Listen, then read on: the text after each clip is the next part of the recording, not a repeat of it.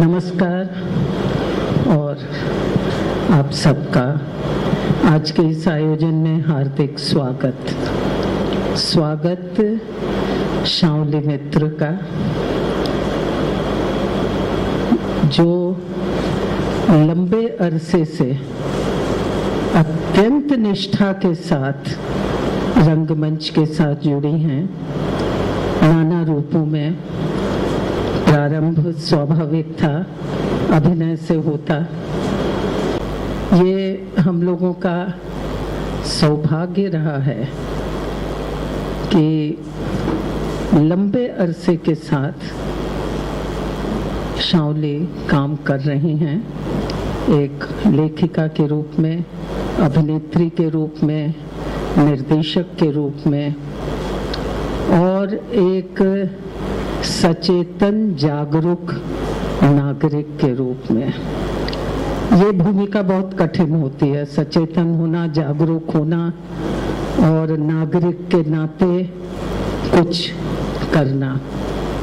मैं तो स्वीकार करती हूँ, मैं तो बहुत डरपोक हूँ और बहुत सेफली जो काम हो सकता है उतना भर कर लेने की तो हिम्मत होती है, उससे आगे बढ़ने की नहीं होती।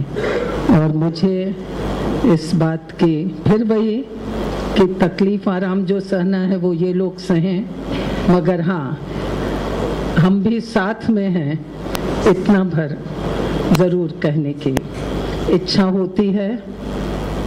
सचमुच बहुत बार ये मन में आता है कि हम लोगों को भी कुछ करना चाहिए। सब ठीक है, प्रतिष्ठान तो है, व्यवस्था भी कर लिया, पढ़ाई लिखाई भी कर ली, इससे आगे भी कुछ करना चाहिए, कुछ भूमिका हम लोगों की होनी चाहिए। क्या हो सकती है मुझे आज तक नहीं पता, और आज तक नहीं पता जो जिंदगी के जो 5-7 साल और 10 साल बचे होंगे उसमें क्या पता लगेगा या पता नहीं। शाओली को सबसे बड़ी स्वीकृति तो एक अभिनेता निर्देशक को दर्शकों की ओर से मिलती है, और वो स्वीकृति शाओली को मिली हुई है। ये हम सबके लिए प्रसन्नता की बात। हमारा मिलना बहुत कम होता है शाओली से, मगर जब भी होता है तो बहुत अच्छा लगता है। मुझे बहुत अच्छा लगता है, उन्हें भी थोड़ा अच्छा लगता ही होगा। उसने मैंने ऐसे ही पूछा, तुमको आना है, गाड़ी आचे तुम्हारे काछे? बोले ना गो।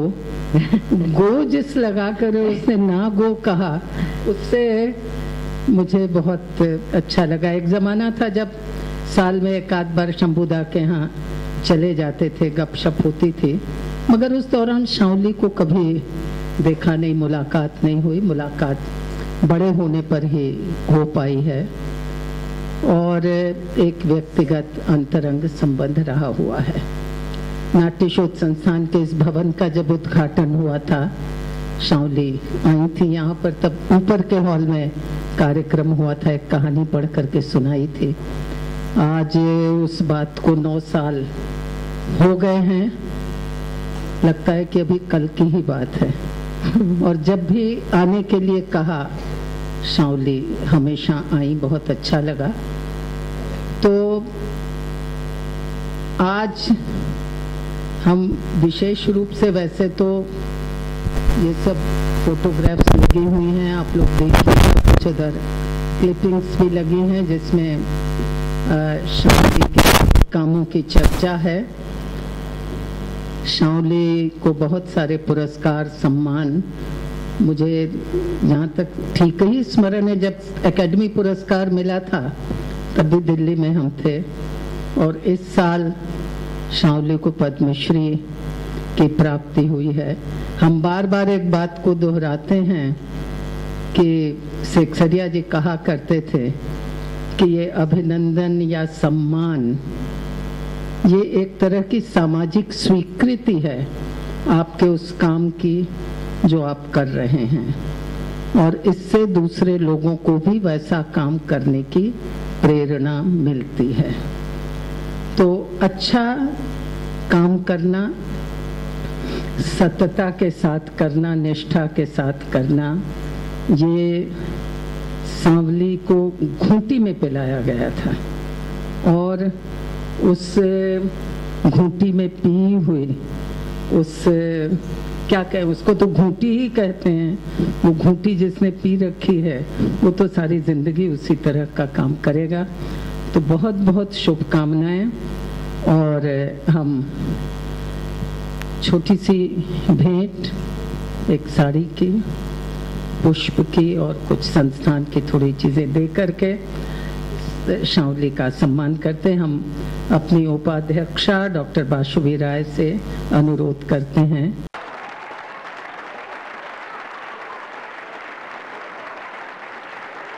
আরে বারে আমি শাওলিকে অনুরোধ জানাচ্ছি। আচ্ছা হ্যাঁ, যেটা কথা সব থেকে আগে আমার বলা উচিত ছিল, শম্ভুদা, তৃপ্তিদি দুজনেরই প্রয়াণের মাস মে মাস। কয়েক মাস আগেই কথা হয়েছিল, তখন আমরা ঠিক করেছিলাম যে আমরা মে মাসে অনুষ্ঠানটা করব। আর শাওলি বললেন যে ওই দুটো হয়ে যাবার পরে লাস্ট উইকে রাখো, আমার সুবিধে হবে। তো সেইটা আজকে আছে। আমরা যে টপিকটা রেখেছি ওর সঙ্গে কথা বলে, যে আমার সময়, আমার থিয়েটার, আমি নিশ্চয়ই আমার সময় মানে এইটা হবে না আজকেরই সময়। পুরো সময়টা যে উনি পেরিয়ে এসেছেন, এই সময়ের মধ্যে আর্লি 50s 60s থিয়েটার, তারপরে মাঝখানের থিয়েটার, আর আজকে যা হচ্ছে এই সব বলবেন।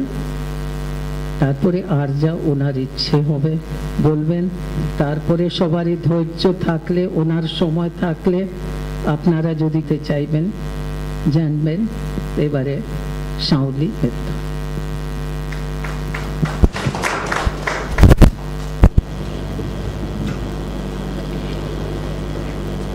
আমি সবাইকে আমার ঐকান্তিক নমস্কার জানাই। প্রথমে আসলে ওইটাই যে এত কথা বলবার থাকে, বিশেষ করে আমার বাবা এবং মায়ের প্রয়াণের মাস, সেই সূত্রে আমাকে প্রতিমা মাসি বলেইছিলেন যে তাঁদের কথাও একটু বলতে। তো এত কথা আছে এত বছরের, যে আমি জানি না ধৈর্য থাকবে কিনা সকলের। আমি আমার মতো করে বলবার চেষ্টা করছি। এই গত 24 তারিখে মায়ের মৃত্যুর পরে 20 বছর পূর্ণ হয়ে গেল। আর গত 19 তারিখে দেখা গেল যে শম্ভু মিত্রের মৃত্যুর পরেও এক যুগ পূর্ণ হয়ে গেছে, 12 বছর। আমাদের কাছে তো মনে হয় না যে এতদিন চলে গেছে, নিশ্চয়ই অনেকের কাছে মনে হয়, কিন্তু এতদিন বাদেও তারা যে তাদের সমসাময়িক মানুষের কাছে অন্তত যিনি আমার পাশে বসে আছেন, যারা চিনতেন তাকে, তাদের কাছে যে খুব জীবন্ত এখনো তারা, সেটা বোঝা যায় যখন মে মাসে এই কথা বলবার জন্য আমাকে ডাকা হয় নাট্যশোধ সংস্থানে এতদিন বাদে, তখন বোঝা যায় যে টানটা কোথায়। সেটার জন্য আমি সকলকে, মানে নাট্যশোধ সংস্থানের সঙ্গে যুক্ত সবাইকে আমার ধন্যবাদ জানাই। আমি জানি এটা যে আমি বা আমার থিয়েটার বা আমার সময় যখনই এই কথাটা উচ্চারণ করা হবে, তখনই আমি একা থাকবো না, আমার পিছনে দুটো দীর্ঘ ছায়া উপস্থিত হয়ে যাবে। তো সেই যে বাতাবরণে আমার বড় হয়ে ওঠা, যে পরিবারে আমার যেমন করে বড় হয়ে ওঠা, আমার জনক জননী থিয়েটার, আসলে একটা মনে হয় যে ভাবি প্রজন্ম, মানে অনেকে এসেছেন, কয়েকজন দেখছি যে অল্প বয়সী, তাদের কতটা উৎসাহ শম্ভু মিত্র, তৃপ্তি মিত্র সম্পর্কে আছে আমি জানি না, এবং তারা কি জানেন আমি তাও জানি না। তার কারণ হচ্ছে যে, প্রথম কারণ হচ্ছে যে বাবা বলতেন যে এই নাট্যকলা শিল্পটাই এমন যে সেই শিল্পটা ভাবি কালের জন্য নয়, এটা একেবারেই বর্তমান, এবং যে বর্তমানটুকুতে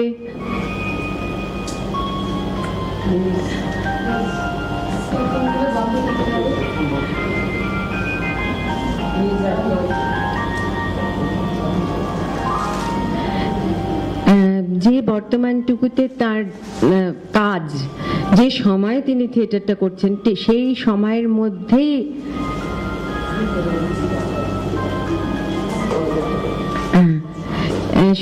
মধ্যেই তিনি মানে সীমাবদ্ধ থাকেন। কোনো অভিনেতা, সাহিত্যিক বা চিত্রকর, তারা যেমন ভবিষ্যতের কালের কাছেও একটা মূল্যায়ন পেতে পারেন, অভিনেতার জন্য সেই রকম মূল্যায়ন নয়, এটা উনি বলতেন। এবং সেই জন্য ওর ক্ষণস্থায়ী তবু বলে একটা প্রবন্ধ আছে, সেটা আমার খুব গুরুত্বপূর্ণ প্রবন্ধ বলে মনে হয়, খুব ছোট কিন্তু খুব গুরুত্বপূর্ণ। আসলে মূল্যায়নটাও একটা ব্যাপার। এখন আমার ধারণা, মানে আমি যেরকম দেখি, আগের সঙ্গে দেখে মনে হয়, আমি খুব নিরপেক্ষভাবে বলবার চেষ্টা করছি, যে যে মহত্ব সৃষ্টি হতো মঞ্চের ওপরে, সেই মহত্বের অনুভবটা এখনকার ছেলে মেয়েদের পাওয়া খুব শক্ত, কারণ তার কাছাকাছি কোনো অভিনয় আমরা এক্ষুনি দেখতে পাই না। ভালো, খুব ভালো, কিন্তু সেইটা নয় যেটা আমরা দেখেছি। এটা একটা মুশকিল। আর একটা মুশকিল হচ্ছে যে কিছু বিভ্রান্তিকর মানে মতবাদ প্রচলিত হয়, যার জন্য লোক, অল্প বয়সীরা যদি চেষ্টাও করে, তাদের কাছে পরিষ্কার হওয়া খুব শক্ত হয় যে কেন, যদি ভালো থেকে থাকে তাহলে কেন ভালো, আর যদি খারাপ থেকে থাকে তাহলে কেন খারাপ, মানে কি জন্যে, কি কি বৈশিষ্ট্য ছিল, সেইটা কখনই সেইভাবে মূল্যায়নটা হয় না। যেরকম অভিনয়ের মূল্যায়ন হওয়া শক্ত, কিন্তু আমরা আগে দেখেছি যে অপরেশ বাবুর লেখাতে আমরা গিরিশচন্দ্রের বা যোগেশ বাবুর অভিনয়ের বর্ণনা পাই, বা শম্ভু মিত্রের বর্ণনাতে শিশির বাবুর অভিনয়, যোগেশ চৌধুরীর অভিনয়ের যে বর্ণনা পাই, তাতে আমাদের একরকম একটা আন্দাজ হয় যে কিরকম হতে পারে অভিনয়, একটা কল্পনা হয়। কিন্তু সেই ধরনের লেখার মধ্যে দিয়ে প্রকাশ করা যে এই অনুভবটা এই জন্যে হতো, সেইটা খুব একটা হয় না।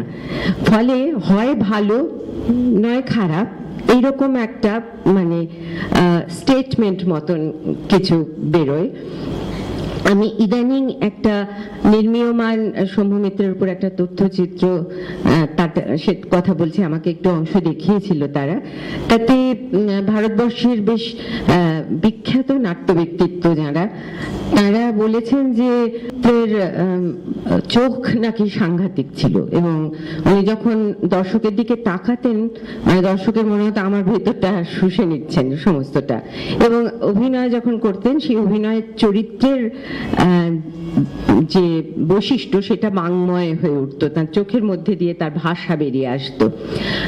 আবার ওই তাতে এখনো সেটা শেষ হয়নি, ওখানেই একজন আলোচক বলেছেন যে সৌমিত্রের চোখ তো খারাপ ছিল, সেই জন্য একেবারেই চোখটা খেলতো না, চোখে কোনো ভাষা ছিল না, এবং এবং এ কথাও বলেছেন যে তার বাচিক অভিনয় খুব খারাপ ছিল।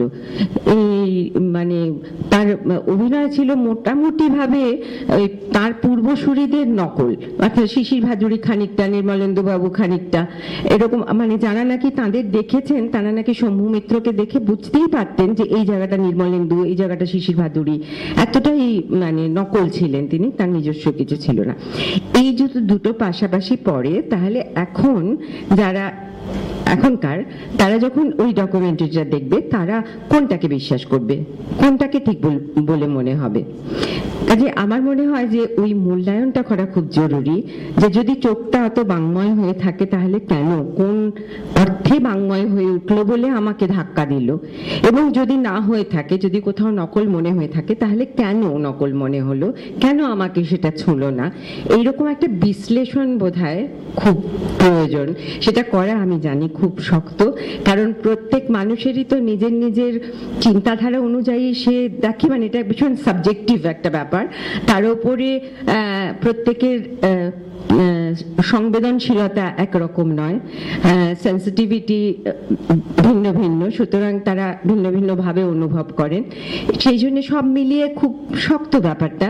কিন্তু তবু আমার মনে হয় যে যারা দেখেছেন, যারা এখন হয়তো প্রবীণ হয়েছেন কিন্তু থিয়েটার নিয়ে ভাবেন, তারাও যদি ওই রকম লিখতেন চারুবাবুর মতন, অপরেশ বাবুর মতন, যে এই জন্যে এইটা হতো, গলার এই আওয়াজের জন্য এটা হতো, চোখের এই ভঙ্গির জন্য এটা হতো, তাহলে হয়তো খানিকটা আন্দাজ আমাদের পরবর্তী প্রজন্ম বা এখন যে প্রজন্ম থিয়েটার করছে তারা পাবে, যারা দেখেনি তাকে। আমি একটা কথা আগেই বলি, যে প্রথমে মাসি বললেন যে আমি অনেক বছর ধরে একসঙ্গে কাজ করে আসছি, উনি খুব ভালো করে জানেন যে আমি কতবার থিয়েটার ছেড়ে পালাতে চেয়েছি, অনেকবার উনি বকেওছেন আমাকে তার জন্যে, যে কেন তুমি, কিন্তু আমি বারবারই আমার মনে হচ্ছে আমি থিয়েটারটা করবো না, ছেড়ে দেবো। তার কিছু কারণ ছিল অবশ্যই। আমার সময় বলতে আমি বলতে পারি যে এটা তো ধরা যাক আমার জন্মের পর থেকে এই সময়, মানে এখন প্রায় বলা যায় বৃদ্ধাবস্থার দ্বারপ্রান্তে পৌঁছে গেছি। এই এতখানি সময় ধরে আমি থিয়েটারটাকে দেখেছি, তো আমার মনে হয় যে যে থিয়েটারটা করতে পারলে, যেমন ভাবে করতে পারলে আমার ভালো লাগতো, সেই স্পেসটা থিয়েটারে নেই, সেই মঞ্চ ব্যবস্থা নেই, সেই ইনফ্রাস্ট্রাকচার নেই যাতে আমি একটু সহায়তা পাবো, একটু সাহায্য পাবো থিয়েটারটা করবার জন্য। করতে গেলেই আমার কল্পনাকে সংকুচিত করতে হয়, আমাকে বলা হয় এইটার স্পেস পাওয়া যাবে না, কারণ ওখান থেকে এখানে কিন্তু আলো দেওয়া যাবে না, ওইখানে কিন্তু দাঁড়াতে হলে ওইখানেই দাঁড়াতে হবে, তার পাশে ঘুরলে কিন্তু আপনার আলো কেটে যাচ্ছে। এই যে আলো এবং মঞ্চ ব্যবস্থা, আমি যদি একটা বিস্তৃত মঞ্চ কল্পনা করতে চাই, সব নাটকই যে থার্ড থিয়েটারের মতো হতে পারবে বা ছোট জায়গায় হতে পারে এমন তো নাই, হতে পারে আমি হয়তো ঘরে বাইরে করতে চাই একটু অন্যরকম ভাবে, তাতে অনেক ডেপথ দরকার স্টেজে, আমি কোথায় পাবো সেই রকম স্টেজ? এইরকম অনেক অনেক কি বলবো বাধার মধ্যে কাজ করতে হয়, এবং তার উপরে যেটা হয় যে আমরা স্টেজটা পেতে গেলে আমাদের প্রায় পিং পং বলের মতন এই হল ও হলে ঘুরে বেড়াতে হয়, এখান থেকে ধাক্কা মারলো এখানে চলে যাও দেখো আছে কিনা, ওখানে থেকে ধাক্কা মারলো দেখো গিয়ে মধুসূদন মঞ্চে আছে কিনা, ধাক্কা মারলো, এরকম করে কে বলি একটু দিন না স্টেজ, আমরা একদিন একটা থিয়েটার করব, এরকম করে মনে হয় যে রেগুলার থিয়েটার করে যাবার যে আনন্দ, এবং একটা জায়গায় একটা মঞ্চ যদি কেবল নাট্য কলার জন্যেই প্রস্তুত হতো, যে সেখানে কেবল থিয়েটারটাই হবে, তাহলে হয়তো সেখানে অনেক কাজ এই প্রজন্ম বা ভবিষ্যৎ প্রজন্ম তারা অনেক ভাবতে পারতো, স্পেস আবিষ্কার করতে পারতো। কারণ আমরা কম বেশি যারা একটু, আমি খুব কম গিয়েছি, কিন্তু বিদেশে গেলে দেখতে পাওয়া যায় যে এরকম কত সুবিধা সেই মঞ্চগুলোতে আছে। অনেকগুলো মঞ্চ আমি দেখেছি যেগুলোতে অনেক সুবিধা আছে, মানে আমাদের পক্ষে কল্পনার বাইরে যে সেই রকম সুবিধা যে পাওয়া যেতে পারে মঞ্চে। আমি সেরকম অত কিছু চাইছি না, কিন্তু তার থেকে অর্ধেকও যদি আমাদের পাওয়া যায় তাহলেও আমার মনে হয় সেই কাজটা করা খুব করতে আগ্রহ হবে আর কি। যেটা আরো মানে আমার মনে হয় শম্ভু মিত্রের পরে আর মঞ্চ ব্যবস্থা নিয়ে তেমন গভীর করে কেউ ভাবেননি। সেটা আমার একাডেমিতে করতে করতেই মনে হয়েছে। একাডেমির যা কিছু সংস্কার সেটা শম্ভু মিত্র থাকতেই হয়েছিল, পরে আর একদম হয়নি, বরং খারাপ হয়ে গেছে ব্যবস্থা। তো সেই জন্য মনে হয় যে সেরকম ধ্যান দেননি কেউ। সেটা দিলে হয়তো আরেকটু উন্নতি হতো, বা আরো যদি সবাই চেষ্টা করতেন। সেটা তো একটা। আরেকটা যেটা আমার ভীষণ ভয়ঙ্কর বলে মনে হয়েছে সেটা হচ্ছে যে এই এখনকার প্রজন্মে যারা থিয়েটার করছেন তারা এই কম্প্রোমাইজ করে করে এত অভ্যস্ত হয়ে যাচ্ছেন যে তারা যে কম্প্রোমাইজ করছেন সেই বোধটাই তাদের থাকছে না। তাদের মনে হচ্ছে যে ঠিকই তো করছি, এটাই তো করতে হবে, এরকম করেই তো করতে হয়। মানে এর বাইরে যে কতটা বিস্তার পেতে পারে থিয়েটার সেই বোধটা চলে যাচ্ছে, কারণ তারা পাচ্ছেই না, তারা দেখেই না ওই রকম। সেইটা আমার কাছে ভীষণ ভয়ঙ্কর একটা অবস্থা বলে মনে হচ্ছে। সেই আত্মসন্তুষ্টি যেটা বলবো কিছু কিছু লোকের মধ্যে দেখেছি, সেটা খুব ভয়ঙ্কর। মানে সেটা বোধহয় থিয়েটারের জন্য ভালো না, সেই কল্পনার জন্য ভালো না। কিছু গল্প বলা যাক, ছোটবেলার গল্প সকলেরই শুনতে ভালো লাগবে। যেমন যেহেতু আমার মা বাবা আমি জন্মাবার অনেক আগে থেকে থিয়েটার করেন, বলা যায় তাদের থিয়েটারের সূত্রে তাদের আলাপ এবং বিবাহ। সেহেতু আমি যখন কয়েক মাসের তখন তারা হয়তো সাজঘরে আমাকে ঘুম পাড়িয়ে দিয়ে মঞ্চে চলে গেছেন। এরকম তো হামেশাই ঘটেছে। আর একটা গল্প, সেটা আমার মনে নেই, আমি আমার বাবার কাছে শুনেছি, সেটা আমি অনেক জায়গায় বলেওছি, লিখেওছি, কিন্তু আমার মনে হয় সেটা শুনলে আপনাদের মজা লাগবে, সেজন্য আমি একটু গল্পটা আবার বলি। সেটা হচ্ছে আমি যখন বছর দেড়েক এরকম কিছু বয়স, আমি নাকি একটু তাড়াতাড়ি কথা শিখে গিয়েছিলাম শুনেছি বাবা মায়ের কাছে, এবং খুব স্পষ্ট উচ্চারণে কথা বলতাম, আদো ভাবটা ছিল না।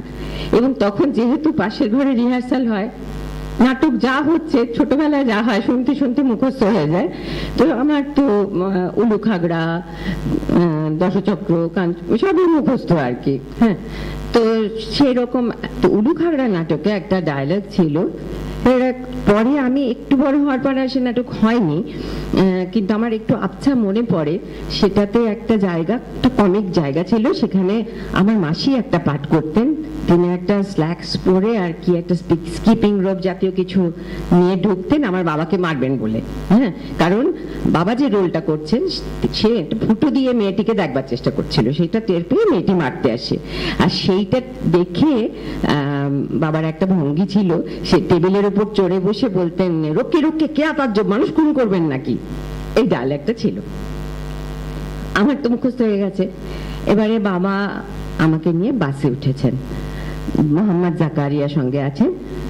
জাকির কাকা একটা বসবার জায়গা পেয়ে আমাকে কোলে নিয়ে বসেছেন। এটা আমার বাবার কাছে শোনা। বাবা এইভাবে গল্পটা বলতেন যে আমার মেয়ে তখন মানে আমার সামনে এরম ভাবে বলতেন যে বছর দেড়েকের হবে, ছোট্ট একদম, তাকে নিয়ে জাকির বসেছে, আমি দাঁড়িয়ে আছি।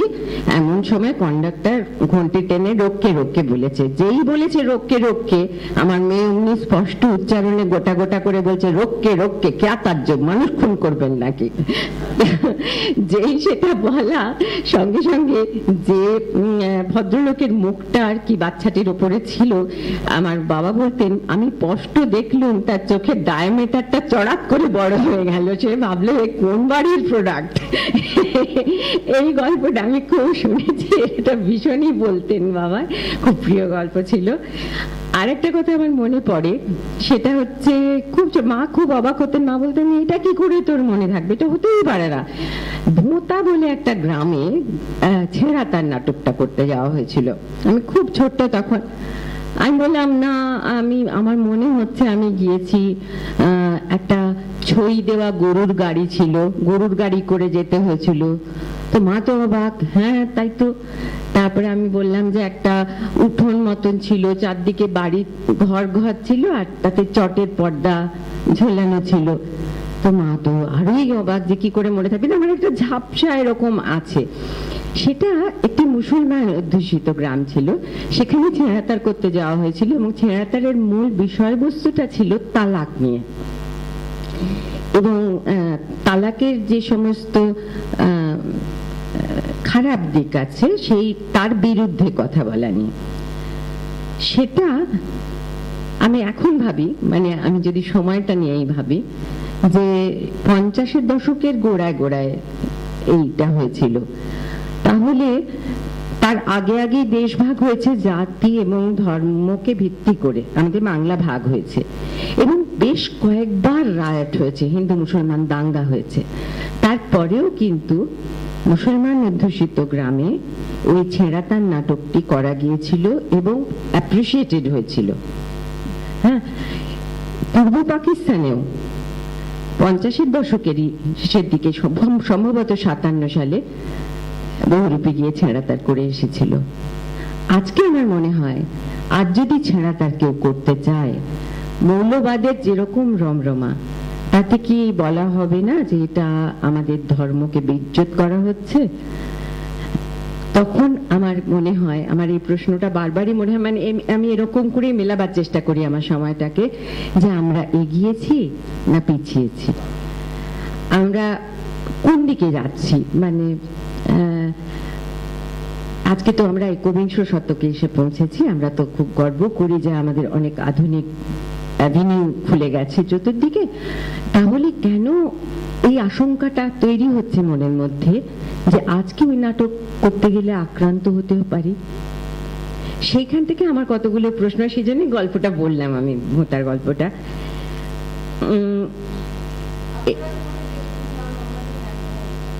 হ্যাঁ,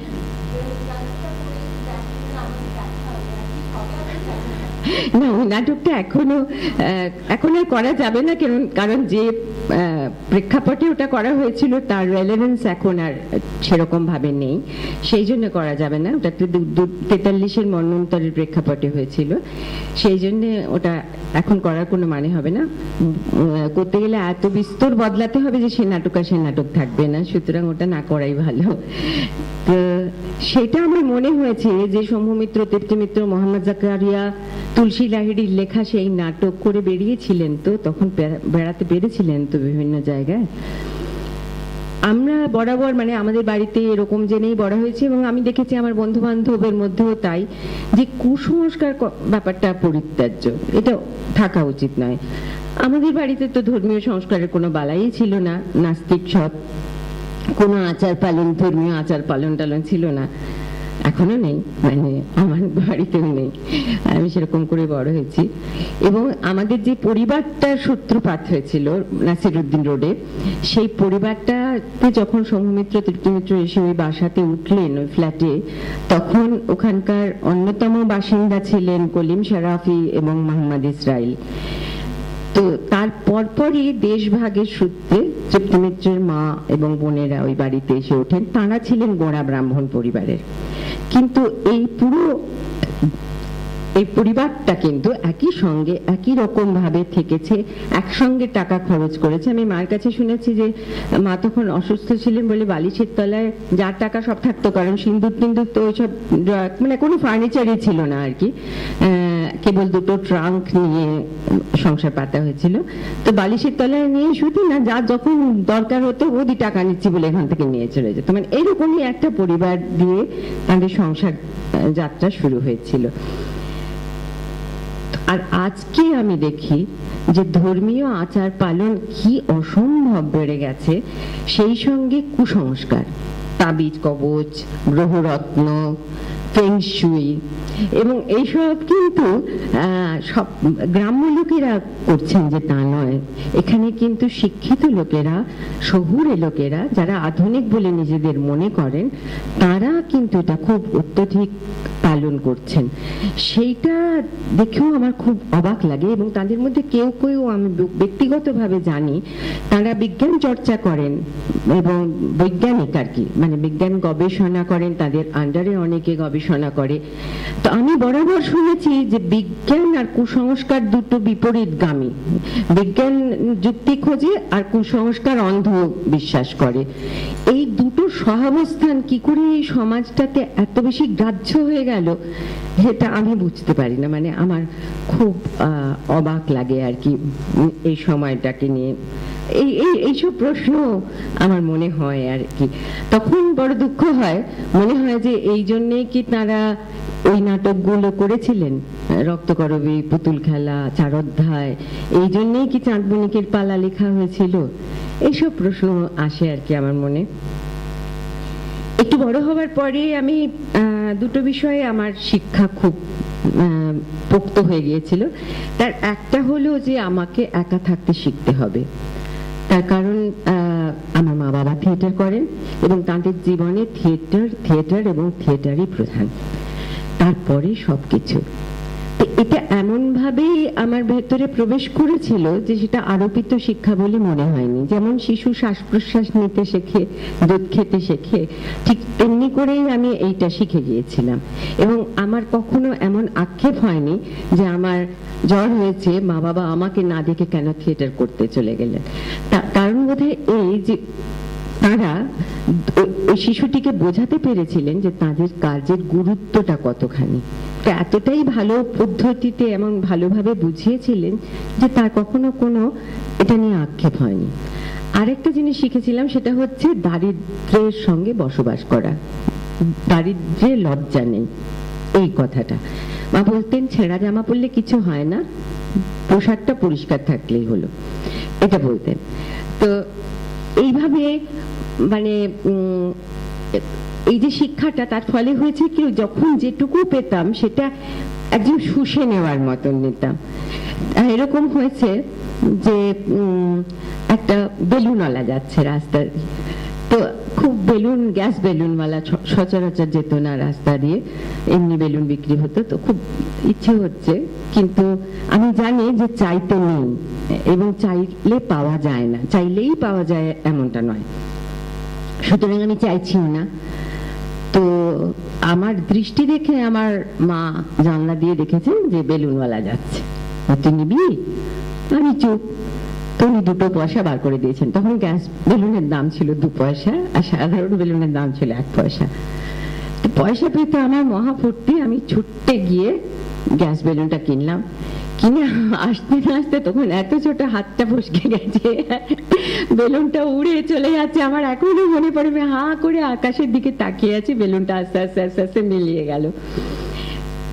এরকম একটা বা স্কুলে পড়বার সময়, যখন স্কুলে পড়তে শুরু করেছি, আমি একটু বড় হয়ে স্কুলে ভর্তি হয়েছি বছর 8 বয়সে, তখন হয়তো কোনোদিন 1-2 পয়সা পাওয়া গেছে কোনো সূত্রে, এবং সেই পয়সাটা দিয়ে চুরেন কিনে খেতে পেরেছি। তখন মনে হলো আজকে জীবনটা সার্থক হয়ে গেল, এর থেকে ভালো দিন আর কোনো আসেনি জীবনে। তা আমার মনে হয় যে এই যে ছোট ছোট আনন্দ, সেইটা ওই না পাওয়াটা ছিল বলে আনন্দটা আমরা শুষে নিতে পারতাম, যে আনন্দটা হয়তো এখন সাধারণ বৃত্তের যারা, তারা তাদের ছেলেমেয়েরা এত বেশি পায় যে তারা আনন্দটা পায় না আর কি, পাওয়ার আনন্দটা ভুলে গেছে। এই যে আরেকটা জিনিস আমার মনে হয় যে এই শিক্ষা দুটোর ফলে আমার পরবর্তী জীবনে আমি যখন অনেক আঘাত পেয়েছি, অনেক বিশ্বাসঘাতকতা সয়েছি, অনেক খোঁচা সয়েছি, অনেক রকম ভাঙন দেখতে হয়েছে, তখন আমি যে নিজের মধ্যে নিজের বিশ্বাসটাকে নিজের ওপরে ন্যস্ত রেখে চলতে পেরেছি, সেটা বোধহয় ওই শৈশবের ওই শিক্ষা দুটোর ফলে। তা নইলে হয়তো আমি এত সুস্থ থাকতে পারতাম না, আমার হয়তো বেশি ব্যাকুল লাগতো, বেশি ভেঙে পড়তাম। সেই জন্য আমি আমরণ আমার বাবা মার কাছে কৃতজ্ঞ থাকবো, তারা আমাকে ওই শিক্ষাটা দিয়েছিলেন বলে। যে দারিদ্র্যে ভুগতে হয়েছিল আমাদের, সেটা তো নিশ্চয়ই তাদের পক্ষে একটু অপমানজনকই ছিল মাঝে মাঝে। কারণ এরকমও তো হয়েছে যে মেয়ের দুধ কেনবার পয়সা নেই, বাইরের লোক এসে পড়ে বুঝতে পেরেছে যে দুধ নেই, সে টিনের দুধ কিনে এনে দিয়ে গেছে, সেটা নিশ্চয়ই তাদের পক্ষে খুব সম্মানের ছিল না। কিন্তু আমি তো ওসব বুঝতে পারিনি, আমি তো ওটাকেই স্বাভাবিক ভেবে বড় হয়েছি। আমি জানতাম যে একটা ঘরের বেশি পাখা থাকে না, একটা ঘরেই পাখা থাকে, সব ঘরে পাখা থাকে না। আমি জানতাম যে মেঝেতে বসেই খেতে হয় পুরনো বাসনে। আমি জানতাম যে বেশি লোক এসে গেলে অনেক বড় খবরের কাগজ পেতে তাতে মুড়ি মেখে খাওয়া হয়। হ্যাঁ, তো এইরকম জেনেই আমি বড় হয়েছি। মানে আমার সেটাতে হয়নি। তারপর আস্তে আস্তে অবস্থা পাল্টেছে, সেটা আলাদা কথা। কিন্তু একটা কথা বলি যে আমি শুনেছি 49 সাল নাগাদ আমার মা বাবাকে পল জিলসের একটা ছবি করতে বোম্বেতে চলে যেতে হয়েছিল। তো তখন তো আমার একেবারে 1 বছর 1.5 বছর বয়স। তো তখন যদি আমাকে কেউ জিজ্ঞেস করতো যে বাবা মা কি আনবে বোম্বে থেকে, যেমন বাচ্চাদের জিজ্ঞেস করে, আমি নাকি দুলে দুলে বলতাম আলু আনবে, পটল আনবে। তো সেটা নিয়ে সবাই খুব হাসতো, পরেও শুনেছি। এবং আমি নাকি, বাচ্চারা গল্প বলে না, সবাই বলে গল্প বল, তারা বানিয়ে বানিয়ে প্রচুর গল্প বলে, আমিও বলতাম। তা আমার গল্পে যে চরিত্র থাকতো আর কি, তারা রাজা রানী হতে পারে বা কোনো জীব জানোয়ারও হতে পারে, সবাই খুব গরিব, খেতে পায় না, ভীষণ তাদের খাদ্যাভাব, এবং তারা খিদে নিয়ে থাকে। তো এই নিয়ে সবাই খুব মজা করতেন, যদি রাজা রানীও খেতে পায় না, রাজা রানী ছিল, তারা ভীষণ গরিব, এই নিয়ে গল্প শুরু হতো। তো এবং অবশ্যই একটা রাজকন্যা ছিল। তো সেইটাতে এখন বুঝতে পারি যে যতটা মজা তখন পেতাম, ওটা বোধহয় ঘটনাটা অত মজার নয়। মানে ওই ছোটবেলাতেই একটা বোধ তৈরি হয়েছিল যে আলু পটল রোজ রোজ জোগানোটাও খুব সহজ কাজ নয়। এই সমস্তই কি প্রকারান্তরে থিয়েটারের সঙ্গে যুক্ত নয়? মানে আমার বাবা মা যদি থেকে যেতেন বম্বেতে ফিল্ম করবার জন্য, কিংবা তারা যদি ফিরে এসে কোনো ক্লার্কের কাজ কিংবা কিছু কোনো একটা কাজ নিতেন সংসারটাতে স্থিতি আনবার জন্য, তাহলে তো ওগুলো হতো না। তাহলে তো আমি কোথাও, হয়তো একটা দিক হতো, কিন্তু আমি কিন্তু ভুগতাম, আমি কিন্তু ফাঁকে পড়ে যেতাম। আমার মধ্যে এই এতগুলো প্রশ্ন, এতগুলো ওই যেটাকে বলছেন সচেতনতা, সেই সচেতনতাটা হয়তো তৈরি হতো না। আমি আবার 5 জনের মতন কাটিয়ে দিতাম। কিন্তু আমার মনে হয় এই সব মন্দ জিনিসেরই একটা ভালো থাকে। এই ভালো আর মন্দ এই পরস্পর লড়াই করতে করতে মানুষ তো জীবনে বাঁচে। আমার মনে হয় এটা আমার জন্য খুব ভালো হয়েছে বলে আমার এখন মনে হয় এই বয়সে পৌঁছে, এবং সেই জন্যও আমি কৃতজ্ঞ। অনেক সময় দেখেছি, লেখাতেও পড়েছি যে সৌম্যমিত্র, মানে ওই সময়টার কথা ধরে, যে সৌম্যমিত্র তৃপ্তিমিত্র তো সেই সময় আবার থিয়েটার ছেড়ে ফিল্ম করতে চলে গিয়েছিলেন বম্বেতে। তো এইসব যখন লেখা বা বলা হচ্ছে, যে যুগে বলা হচ্ছে, সেই যুগে কিন্তু সকলে স্বীকার করে নিয়েছে যে অর্থ উপার্জনের জন্য যা খুশি তাই করা যায়। তখন কিন্তু সেটা স্বীকৃত ছিল না। তখন মনে হতো এই কাজটা করা উচিত নয়, এতে সম্মান নষ্ট হবে, ও কাজটা। এখন সমাজ থেকে সেই বোধটা চলে গেছে। সেই সময়ে দাঁড়িয়ে কিন্তু তাদের এই খোঁচাটা দেওয়া হচ্ছে যে তারা ফোন করতে চলে গিয়েছিলেন। অর্থাৎ মানে যখন, যে সময় তাদের কন্যার দুধটাও জোটানো যাচ্ছে না, সেই সময়টা। তো হ্যাঁ, অনেক সময় আমার বাবা মাকে এমন কাজ করতে হয়েছে যে কাজটা হয়তো অভিপ্রেত ছিল না, তাদের পক্ষে করবার মতন কাজ নয়, অর্থোপার্জনের জন্যই করতে হয়েছে। কিন্তু সেটা ওই দিনাতি বাহনের জন্য করতে হয়েছে। তারা কিন্তু গাড়ি বাড়ি করেননি কখনো সেই টাকাটা নিয়ে, তাই জন্য তারা আমার জন্য গাড়ি বাড়ি কিছু রেখে যেতে পারেননি। কিন্তু যা রেখে গেছেন সেটা হচ্ছে দর্শকদের, সাধারণ মানুষের অসম্ভব পরিমাণ একটা সম্মান। আজ সেই সম্মানটা উত্তরাধিকার হয়ে আমি তার ভাগ পাই, সেইটা আমাকে আবারও কৃতজ্ঞ করে তাদের কাছে।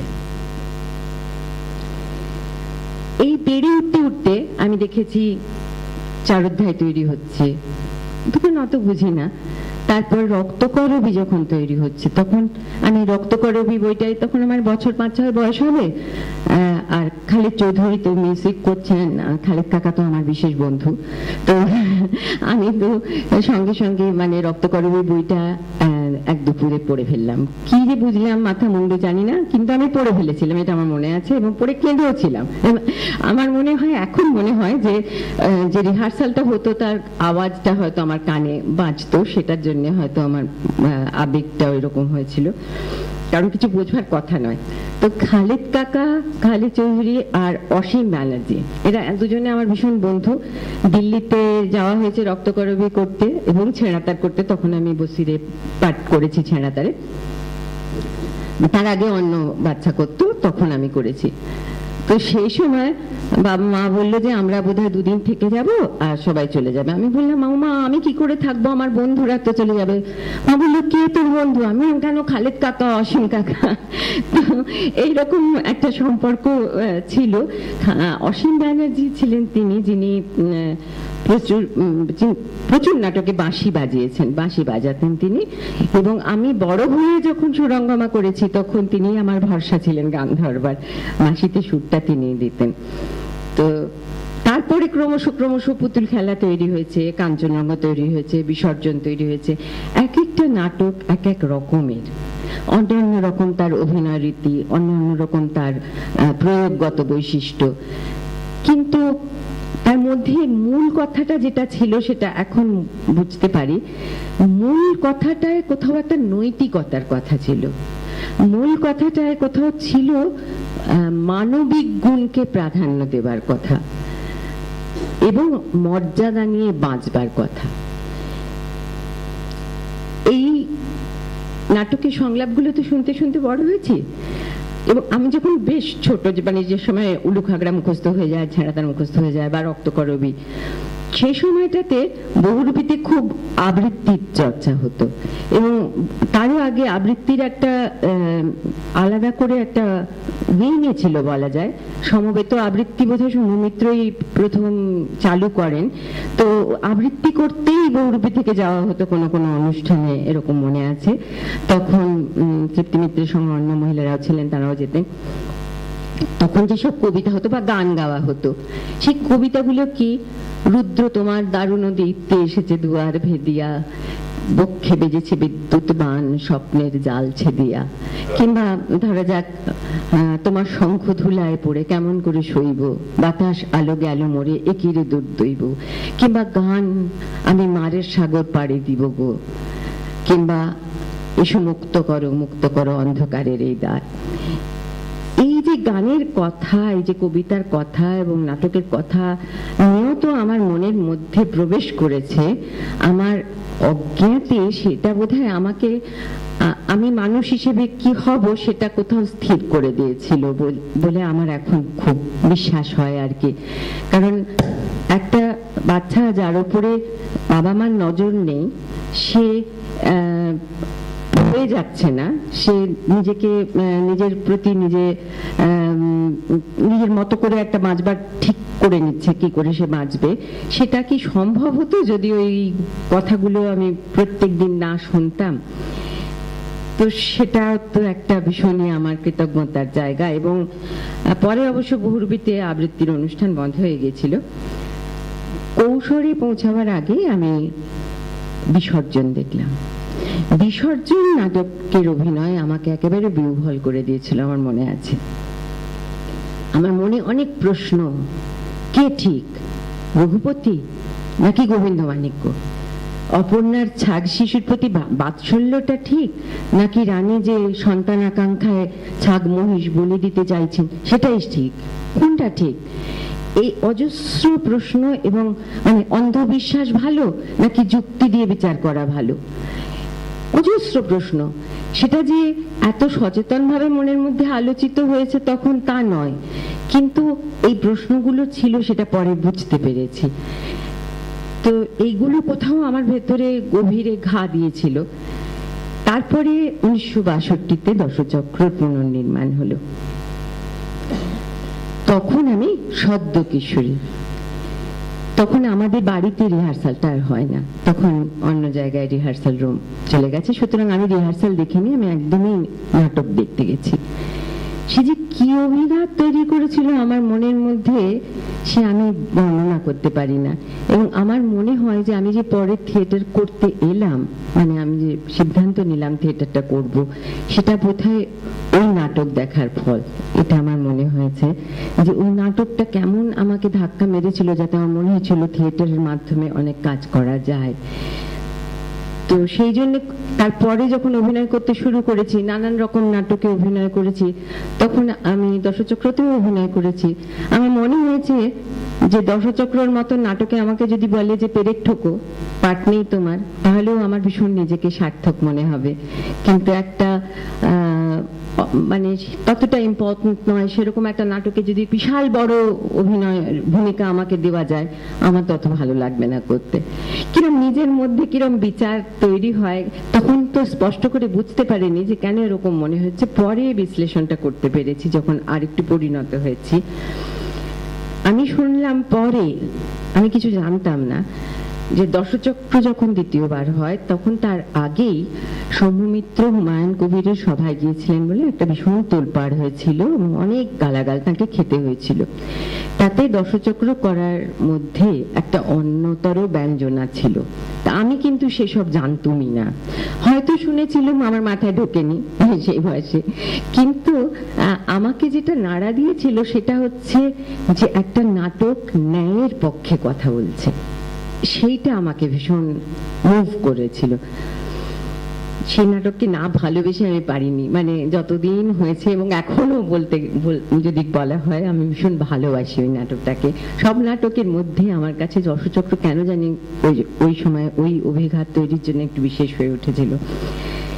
এবং আমার বাবা মা তো কোনো বিচার আমার উপরে কখনো চাপিয়ে দেননি, যেমন তারা ঠিকও করে দেননি, কখনো বলেনি যে আমাকে থিয়েটার করতে হবে, যেহেতু আমি তাদের সন্তান।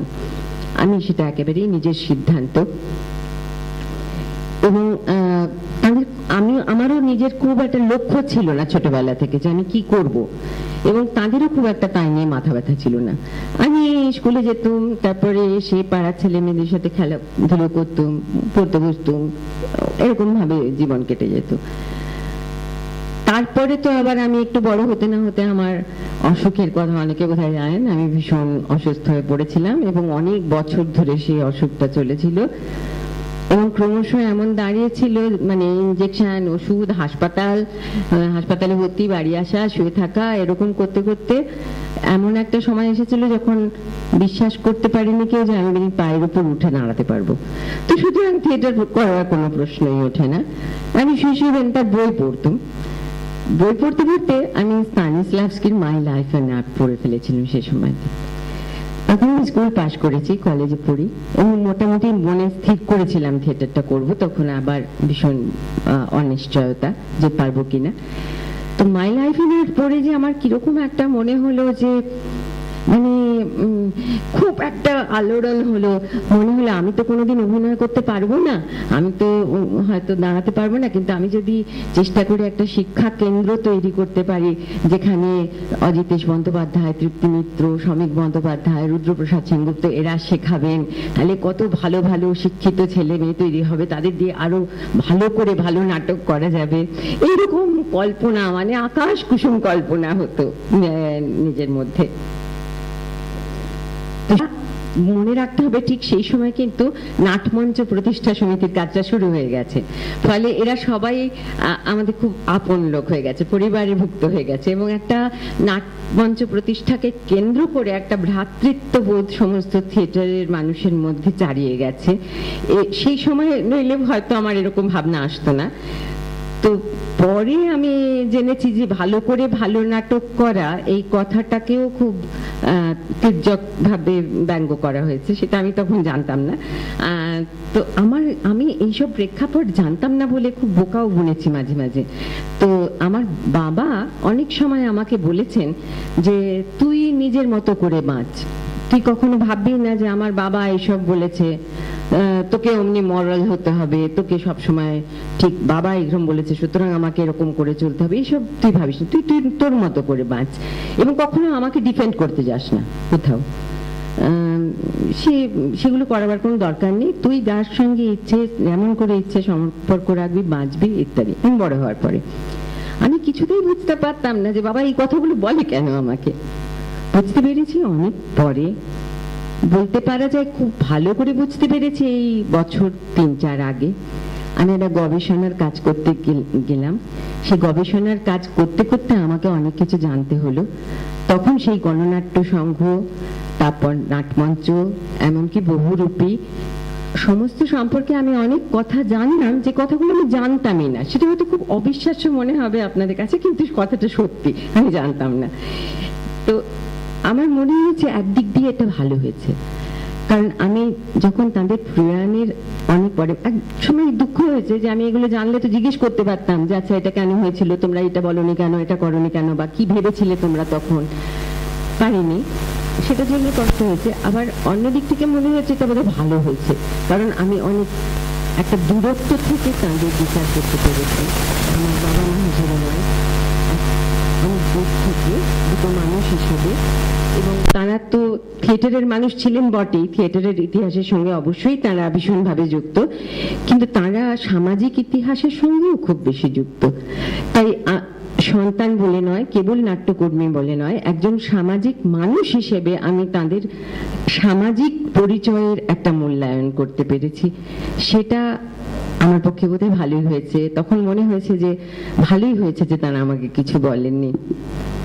1964 সালে অন্ধকারের নাটক নাম দিয়ে গ্রিক নাটক, সোফোক্লিসের নাটক হলো, রাজা অয়দিপাউস এবং রবীন্দ্রনাথের রাজা। তার সঙ্গে আরো 5টা নাটক, 7 দিনের ফেস্টিভ্যালে 8টা অভিনয় হয়েছিল, একটা নাটকে 2টো অভিনয় হয়েছিল। তো এরকম একটা খুব রমরমে, যাকে বলে খুব সফল সার্থক একটা উৎসবের পরে আমার মনে পড়ে নিউ এম্পায়ারে সবাই একেবারে ক্লান্ত হয়ে গা ছেড়ে দিয়েছে, নিউ এম্পায়ার স্টেজে সবাই বসে আছে, দর্শকরা চলে গেছেন। তখন সৌম্য মিত্র জিজ্ঞাসা করছেন সবাইকে যে আচ্ছা ধরো এত ভালো যদি না হতো, যদি সকলে এত ধন্য ধন্য না করতো, তাহলে তোমাদের কি মনে হতো? বলে তাহলে আর উঠে দাঁড়াতে পারতাম না। তাতে উনি খুব তীব্রভাবে বলেছিলেন ব্যাস এইটুকু দম। এটা আমার তখন 15-16 বছর বয়স, এটা আমার মনে আছে। এবং তারপর থেকে আমি অনেক পরবর্তী কথায় আসতে পারি যে তার অনেক প্রতিক্রিয়া আমি যেন ওই কথাটা মনের পড়ার পরে আমি যেন যুক্ত করতে পারি, তার যুক্তিগুলো অনেক বেশি বুঝতে পারি। এই সময় থেকে তিনি 1965 সাল থেকে চাঁদবণিকের পালা লিখতে শুরু করেন। তো চাঁদবণিকের পালা বেরোতে শুরু করে বটুক ছদ্ম নামে বহুরূপী পত্রিকায়। সে সময় সকালবেলাটায় তিনি লিখতেন ভালো করে, সন্ধ্যাবেলায় তো রিহার্সাল থাকতো 1 নম্বর, 2 নম্বর হচ্ছে উনি বিদ্যুতের আলোতে কাজ করতে চাইতেন না চোখের জন্য, রোদ্দুরে যতক্ষণ পারা যায় সেই সানলাইটে কাজ করতেন। তো সেই আমার মনে আছে আমাদের 2টো বারান্দা ছিল, তার মধ্যে দক্ষিণের বারান্দাতে উনি উপর হয়ে পড়ে কি লিখছেন। আর আমার তখন সকালবেলা তো সংসার যাত্রা শুরু হয়, ফলে আমার মা তখন সংসার করে বেড়াচ্ছেন। তো মা ভীষণ বকছে সবাইকে, স্বাভাবিক, এটা ভুল করেছে, ও ওটা ভুল করেছে, সে সেটা করেনি, কেন করেনি, খুব স্বাভাবিক। আর মা চেঁচিয়ে ছাড়া বকতে পারতেন না, প্রচন্ড চিৎকার করে এই কি হয়েছে। তারপরে কেবলই ভুলে যেতেন, হয়তো একটা চাবি এখানে রেখেছেন, চাবিটা রেখে ভুলে গেছেন, এই আমি এক্ষুনি এইখানে চাবিটা রেখে গিয়েছি, কোথায় গেল দেখা গেল ওখানে রাখিনি চাবিটা আর একটা জায়গায়, সেটা আরেকজন কেউ বার করে দিল। তখন একটা অপ্রস্তুত একটা অদ্ভুত হাসি ছিল মায়ের, সেই হাসিটা হাসতেন। তো ভীষণ চেঁচামেচির মধ্যে, কিন্তু বাবাকে কখনো মনে পড়ে না আমার খুব বেশি যে সেটা নিয়ে খুব একটা বিরক্তি প্রকাশ করতে বা কিন্তু এক মনে লিখে যেতেন, উপরে শুয়ে কি করে যে তার মধ্যে লিখতেন। এবং আমরা কেউ কেয়ারই করিনি যে ওই রকম একটা লেখা তখন চলছে, ওটা ওই রকম মাপের একটা নাটক দাঁড়াচ্ছে, আমরা আমাদের মতনই ছিলুম। তো মা এতই চিৎকার করতেন যে আমি পরে যখন আরেকটু বড় হয়েছে তখন মাকে বলেছি, আচ্ছা তুমি কি এরকম করে গলার রেওয়াজ করো নাকি, এটাই কি তোমার পদ্ধতি? মানে সামনে ভালো হবে না কিন্তু, এইরকম আর কি। তো এই সবের মধ্যেই কিন্তু এই সংসার এবং এই লেখালেখি ইত্যাদি ইত্যাদি চলছিল। তারপরেই আমাদের সঙ্গে পরিচিত হলেন খুব বাদল সরকার মশাই। বাদল সরকার নাইজেরিয়া থেকে ফিরলেন তখন, এবং ইন্দ্রজিৎ বেরিয়ে গেছে, আমরা খুব মুগ্ধ, কে লেখক জানি না। তারপর আলাপ হলো, তারপর সেই সময়টা আমি একেবারেই শয্যাশায়ী, মানে একেবারেই বিছানা থেকে উঠতে পারি না। তিনি অনেকবার ওই নাসিরউদ্দিন রোডের ঘরে এসে তার নাটক পড়ে পড়ে শুনিয়েছেন, আমার মনে পড়ে। বাকি ইতিহাস পড়েছিলেন কে মনে পড়ে না, বোধহয় পড়েছিলেন, প্রলাপ পড়েছিলেন, সারা রাত্রি পড়েছিলেন, 300 শতাব্দী পড়েছিলেন, বাঘ পড়েছিলেন, এগুলো আমার খুব স্পষ্ট মনে পড়ে। আমাকে তখন ধরে ধরে নিয়ে বাইরের বসবার ঘরে একটা ডিভান ছিল, সেটাতে শুইয়ে দেওয়া হতো, আর আমি শুয়ে শুয়ে শুনতাম সেইটা। তারপরে 67 সালেই বাদল সরকারের বাকি ইতিহাস বাবার নির্দেশনায় মঞ্চস্থ হলো, এবং আমি প্রথম নাটক বড় হয়ে নাটক করলাম, সেটাও ঘটনাচক্রে বাদল সরকারের নাটক 300 শতাব্দী। হ্যাঁ, আমি মিসেস ইথারলি করেছিলাম ওই বয়সে, হিমাংশু চ্যাটার্জি ডিরেকশনে। হ্যাঁ, তো সেটা আমার প্রথম নাটক করা। মানে একটু মজা করে বলা যায়, আমার বাবার ডিরেকশনে নয়, মায়ের ডিরেকশনে নয়, একেবারে অন্য লোকের ডিরেকশনে প্রথম আমার মঞ্চে আসা।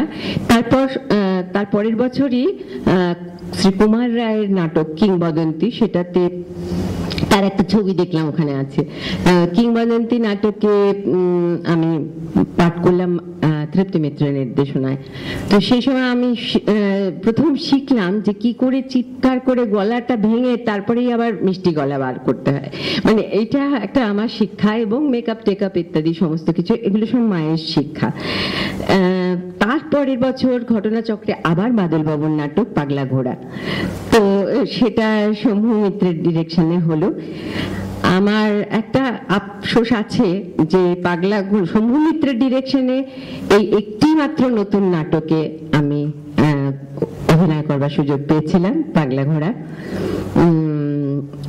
তারপরে তিনি আর একটি নাটক করেছিলেন, শান্তাতা কোর্টস আলুয়াহের বাংলা, চোপ আদালত চলছে, সেটাতে আমি কোনো অভিনয় করিনি, সেই জন্য পাগলা ঘোড়াই আমার প্রথম আর শেষ। তবে তার পুরনো দুটো নাটকে আমি অভিনয় করার সুযোগ পেয়েছিলাম, মানে রিপ্লেসড হয়েছিলাম বলা যায়। সেটা হচ্ছে দর্শচক্রের মঞ্জু, আর মানে ওর মেয়ের ভূমিকা, আর রাজা নাটকে সুরঙ্গমাতে অভিনয় করেছিলাম।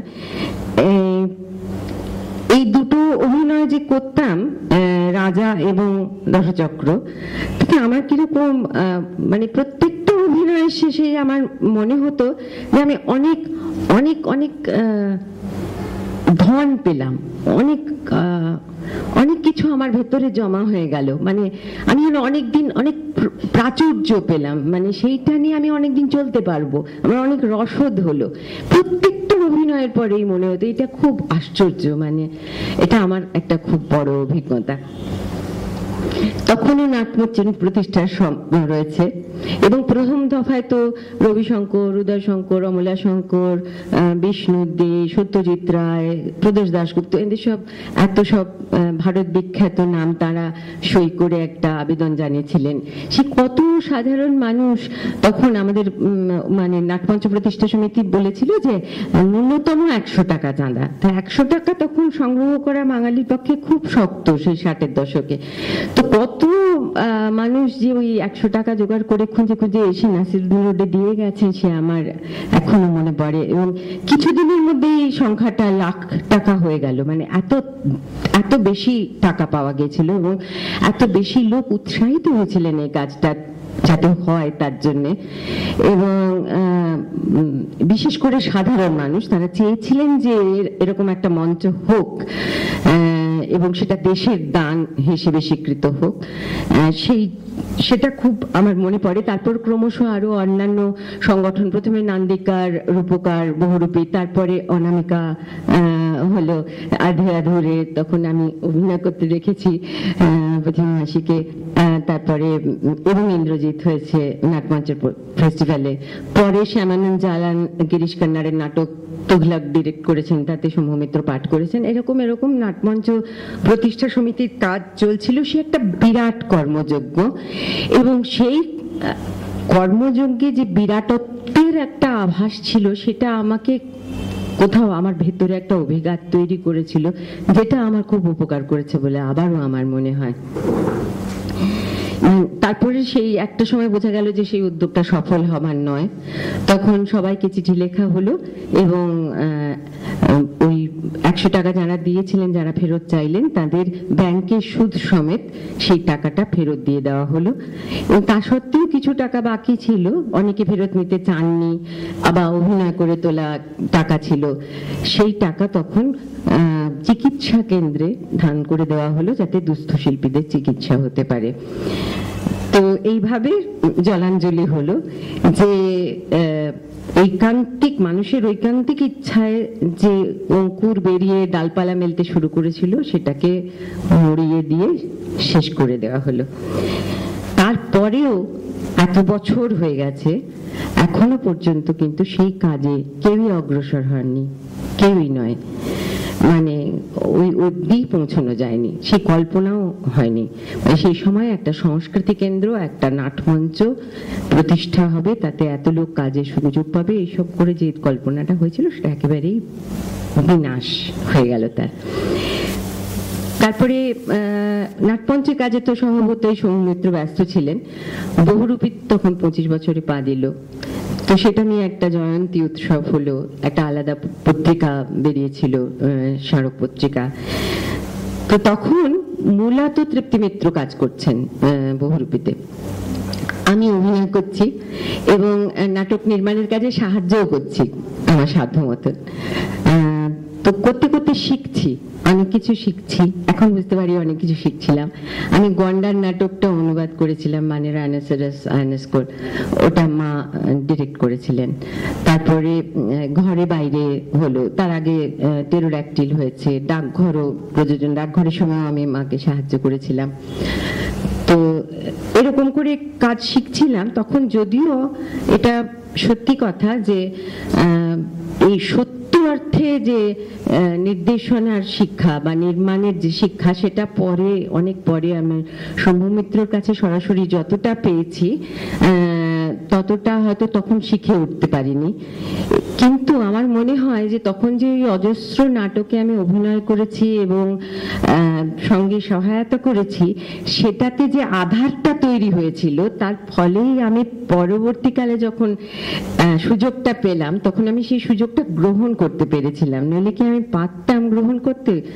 এবং সেই সঙ্গে সঙ্গে আরো একটা ছিল যে আমি তখন অজস্রবার একটা নাটক দেখতাম। তখন যে নাটকে আমি অভিনয় করতাম না আর কি, তখন যতবার সেই নাটকগুলো হতো ততবার আমি জাতীয় বৃত্তি পেয়েছিলাম। আমি সেই টাকা দিয়ে টিকিট কেটে বহুরূপীর নাটক দেখেছি একাডেমির বিভিন্ন কোণে কোণে বসে বসে। এবং সেটা যে আমাকে এই নাট্য নির্দেশনা পরবর্তীকালে আমি যে কাজটা করেছি, তাতে যে কতটা শিক্ষা দিয়েছিল, সেটা আমি পরে বুঝতে পেরেছি, তখন বুঝতে পারিনি। এটা কিন্তু কেউ আমাকে বলে দেয়নি যে এরকম করে দেখো বা কিছু, আমি নিজেই করেছিলাম, নিজের আগ্রহে করেছিলাম। কেন করেছিলাম তাও ভালো করে জানি না, কিন্তু আমি বুঝতে পেরেছি যে আমার কম্পোজিশন সম্পর্কে, আলো সম্পর্কে, মিউজিক সম্পর্কে, সমস্ত সম্পর্কে একটা বোধ তৈরি হয়েছিল এই অতবার করে নাটকগুলো দেখেছিলাম বলে।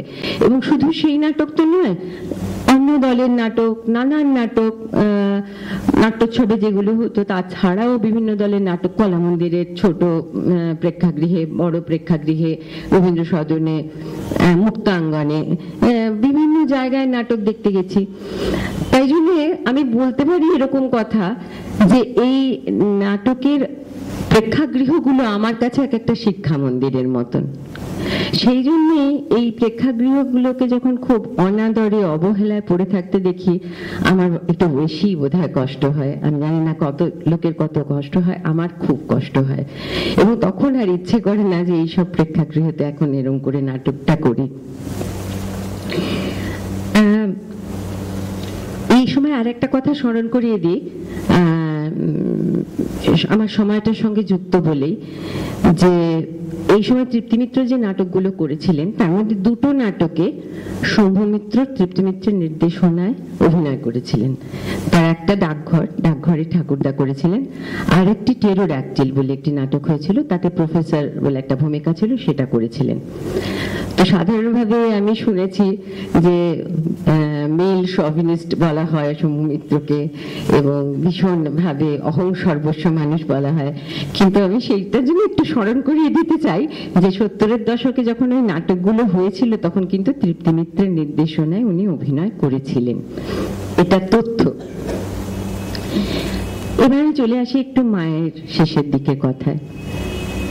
80-র দশকে এরকম করতে করতে এসে পড়া, এই সময় ওই দুই নাট্য ব্যক্তিত্ব তাদের হাতে গড়া সংগঠন থেকে সরে আসতে বাধ্য হয়েছেন।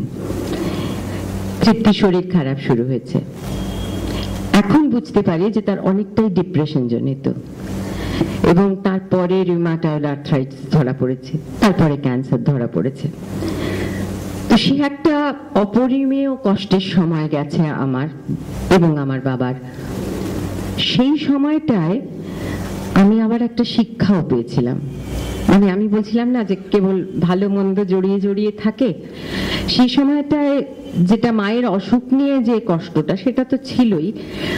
আমি অবাক হয়ে দেখলাম, আমি এতদিন যাদের বন্ধু বলে ভেবেছি, আত্মীয় বলে ভেবেছি, তাদের চেহারাটা পাল্টে গেল, কিরকম ক্ষুদ্র রাজনীতি শুরু হয়ে গেল ওই মারণ অসুখ নিয়ে। আমি কল্পনা করতে পারিনি কোনোদিন যে এরকম একটা হতে পারে ঘটনা, এবং সে সময় কি কুৎসাহী না করা হয়েছে আমার নামে বা আমার বাবার নামে। তখন মনে হয়েছে একটা খুব উপলব্ধি হয়েছে, আমি বলবো সেই উপলব্ধিটা আমাকে খুব বাঁচতে সাহায্য করেছে। সেটা হচ্ছে যে কোনো কিছুই শিখে ফেলা যায় না, সমস্ত কিছু শিখতে শিখতে চলতে হয় জীবনের শেষ দিন পর্যন্ত। বেদনারও অনেক রকম স্তর থাকে, আনন্দেরও অনেক রকম স্তর থাকে। সেই স্তরগুলো অনুভব করতে করতে নিজের সমগ্রতাকে বজায় রেখে আমাদের প্রত্যেকের নিজের জীবনের শেষ বিন্দুটাতে বোধহয় পৌঁছতে হয়। সেই শিক্ষাটা আমার যেমন করে হয়েছিল, ওই ঘটনা না ঘটলে হয়তো তেমন করে আমি বুঝতে পারতাম না। 24শে মে 1989 ধীরে ধীরে তৃপ্তি মিত্রের জীবন প্রদীপ নেমে গেল। 89 তো 79, মানে তার 10 বছর আগে আমি বহুরূপী ছেড়ে দিতে বাধ্য হয়েছি, এবং তারপরে শম্ভু মিত্র ছেড়ে দিয়েছেন মানে ছেড়ে দিতে বাধ্য হয়েছেন, সরে আসতে বাধ্য হয়েছেন। এবং তার কি বলবো, তার ঔরসজাত সন্তানের চাইতেও যে সন্তান তার সমস্ত হৃদয় জুড়ে ছিল, সেই সন্তান থেকে তিনি নিজেকে বিচ্ছিন্ন করে নিতে বাধ্য হয়েছেন। তৃপ্তি বোঝেননি তিনি কাদের বিশ্বাস করেছিলেন। আবেগপ্রবণ তৃপ্তির কাছে, এটা যারা দেখেছেন সবাই বলবেন ভীষণ আবেগ ছিল তার কাছে। বহুরূপীর কোনো বিকল্প ছিল না, অনেক কিছু করার চেষ্টা করেছেন। আমার মনে হয় বহুরূপীর বিকল্প বলে তিনি কিছু পাননি, এবং সেইটা তাকে খুব করে করে খেয়েছে। শম্ভু মিত্র যেমন মেনে নিতে পেরেছিলেন অবস্থাটা এবং নিজের মধ্যে সমৃত রাখতে পেরেছিলেন কষ্টটা, তৃপ্তি সেটা পারেননি। তার স্বভাব অনুযায়ী তিনি অনেক বেশি কোমল, অনেক বেশি আলোড়িত হয়েছিলেন, এবং এই অসহনীয় অসম্মান, অপমান এবং কিছু সময় তার কিছু ভুল পদক্ষেপের জন্য তাকে যে মূল্যটা দিতে হয়েছিল শেষ জীবনে, সেটা মর্মান্তিক। এটা আমার খুব খুব মনে হয়। এবং সেই সময়ে শম্ভু মিত্র নান্দিকারের প্রযোজনায় রুদ্রপ্রসাদ সেনগুপ্তের পরিচালনায় নান্দিকারে মুদ্রা রাক্ষস করছেন। তারপরে বহুরূপী ছেড়ে ওরা যখন বেরিয়ে এসেছেন তখন চেনামুখ দল তৈরি হয়েছে রমাপ্রসাদ বণিকের। সেই চেনামুখ দলের ব্যানারে 4 অধ্যায় অভিনীত হয়েছে। তারপরে গালিলেয় জীবন হয়েছে, ক্যালকাটা রেপার্টারি থিয়েটার। এই সমস্ত সময়টা জুড়ে নাট্য জগতে একটা ভীষণ তোলপাড় চলছিল শম্ভু মিত্রকে নিয়ে, এবং বহুরূপীতেও ভীষণ তোলপাড় চলছিল। সেই সময় অনেক মালিন্যের কথা আছে, সেগুলোর মধ্যে যাওয়ার কোনো দরকার নেই। আমি বলছি যে 1979 সালে আমি বহুরূপী ছেড়ে দেওয়ার পরে আমার কিন্তু কখনো বোধ হয়নি যে আমি অভিনয় করতে পারছি না, সুতরাং আমার এক্ষুনি একটা নাটকের দলে যোগ দিয়ে অভিনয় করবো। আমার মনেই হয়নি সেটা, আমার খুব অভাববোধও হয়নি। সেই জন্য আমি বলছি যে ওই যে আমি থিয়েটার ছেড়ে দিই না, তার মধ্যে একটা আমি বলতে ভুলে গেছি, সেটা খুব সত্যি কথা, সেটা আজকে সেটা স্বীকার না করে কোনো উপায় নেই, যে অপ্রতিরোধ্য প্রেম আমার জনক জননীর থিয়েটারের প্রতি ছিল, আমার বোধহয় সেই অপ্রতিরোধ্য প্রেম থিয়েটারের সম্পর্কে নেই। এটা খুব সত্যি কথা। আমি 4 বছর থিয়েটার করিনি, একমাত্র গালিলেয় জীবনে ভার্জিনিয়া করেছিলাম। কিন্তু আমার কিছু মনে হয়নি। আমি রেডিও নাটক করতাম, রেডিও নাটক লিখতাম, শ্রুতি নাটক স্টেজে করতাম, আমার একটা নতুন ফর্ম তৈরি করেছিলাম, আবৃত্তি করতাম প্রচুর, বেশ ছিলাম। কিন্তু ওই একটা পোকা থাকে ভেতরে, পোকাটা নড়তে শুরু করলো। আমার মনে হলো যে আমি আমার সমস্ত অঙ্গ প্রত্যঙ্গ ব্যবহার করতে পারি, কিন্তু আমি ব্যবহার করছি শুধু আমার গলাটা। কি করব কিছুই মাথায় আসছে না। সেই সময় নাথবতী অনাথবৎ লেখা হলো। নাথবতী অনাথবৎ লেখা হলো এবং এই যে করা গেল, সেটা একটা অদ্ভুত ঘটনা। সেই পুরো ঘটনা আজ বলা যাবে না, খালি এটা বলি যে ওটা একক অভিনয়। অপরাজিতা, হ্যাঁ আমি একটা জিনিস বলতে ভুলে গেছি, যে এই সময় নীতিশ সেন তখন বহুরূপীর সঙ্গে পরিচিত হয়েছেন, শম্ভু মিত্রের সঙ্গে পরিচিত হয়েছেন। 69 সালে নীতিশ সেনের বর্বর মাসি নাটক শম্ভু মিত্র নির্দেশনা দিয়ে বহুরূপীর থেকে মঞ্চস্থ করেছিলেন, এবং তারপরে সেই অবিস্মরণীয় সৃষ্টি অপরাজিতা, একক অভিনয়। তো সেই অভিনয়টা একদম শেষ পর্যন্ত তিনি করে চলেছিলেন, 87 সাল পর্যন্ত। তো সেটাই একক অভিনয়, এবং এটাও আমারটাও একক অভিনয়। কিন্তু ভীষণ তফাৎ আছে দুটোর মধ্যে, এই কারণে যে খুব মোটা ভাবে বলতে গেলে যে অপরাজিতার যে কাহিনী, সেই কাহিনীর মূল চরিত্র অপরাজিতা, অভিনেত্রী নিজে। আর নাথবতী অনাথবতের যে গল্পটা বলে, সেই গল্প ওই চরিত্র, ওই কাহিনীর কেউ নয়, তার সঙ্গে কাহিনীর চরিত্রদের কোনো সম্পর্ক নেই। সে মহাভারতের গল্প বলে, এবং সে যে সে যে কে, কোত্থেকে যে সে এলো, এসব কিছুই বলা নেই নাটকে। এবং মহাভারতের গল্পটা আবার এমন গল্প যে সকলেরই জানা গল্প। এবং এই কথকের সঙ্গে একজন জুড়ি থাকে, তারা গান গায়, বাজনা বাজায় এবং অভিনয়েও সাহায্য করে। সেই অর্থে ওই একক অভিনয় আর এই একক অভিনয়ের একটা পার্থক্য অবশ্যই আছে। এবং এই নাটকের যে সঙ্গীত হয়েছিল, তার জন্য আমি ভীষণভাবে ঋণী আমার গানের গুরু শ্রী ধীরেন দাসের কাছে। এবং তার কাছে আমি ঋণী শুধু এই কারণে নয়, তিনি আমার গলাটা তৈরি করে দিয়েছিলেন। আমি উচ্চাঙ্গ সঙ্গীত শিখতে শুরু করেছিলাম ওই জাতীয় বৃত্তি পাওয়ার পরে, কারণ আমি বুঝতে পেরেছিলাম আমার শরীর যত দুর্বল, তাতে আমার নাটকের থিয়েটারের জন্য গলা তৈরি করতে গেলে আমার অনেক বেশি খাটতে হবে। তা আমার গলা ভালো তৈরি হয়েছে থিয়েটারের জন্যই, সেটা ওর জন্য। উনি প্রচন্ড আমার পরিশ্রম, প্রায় শুয়ে পড়তাম, উনি এসে মাথায় হাত বুলিয়ে বলতেন আবার উঠে বসবে, আবার হবে। হ্যাঁ, তো এরকম করে খুব সস্নেহে শিখিয়েছিলেন। উনি নাথবতীর মিউজিক করেছিলেন। নাথবতীর কাছে আমি কৃতজ্ঞ বেশ কয়েকটা কারণে। এর মধ্যে এই যে তোলপাটটা শুরু হয়েছিল, অর্থাৎ আমার বহুরূপী ছাড়া বা বাবার বহু, এটাতে আমাদের পরিবারের মধ্যে একটা আগুন জ্বলে গিয়েছিল যেন। কারোর সঙ্গে কারোর কোনো ভালো সম্পর্ক, স্বাভাবিক সম্পর্ক যেটা বলে, সেটা নষ্ট হয়ে গিয়েছিল। নাথবতী অনাথবতীর সূত্রে আবার সেই সম্পর্কগুলো স্বাভাবিক হয়ে উঠল। সেটার জন্য আমি নাথবতী অনাথবত নাটকটির কাছে কৃতজ্ঞ। আর একটা কৃতজ্ঞ এই জন্যে যে নাথবতী অনাথবত নাটকটা আমার ভালো লাগার নাটক, আমার মনের মতন নাটক। সেই নাটকটা করে আমি একটা সুষ্ঠু জীবনযাপন করবার মতন অর্থ উপার্জন করতে পেরেছি এই নাটকের মাধ্যমে।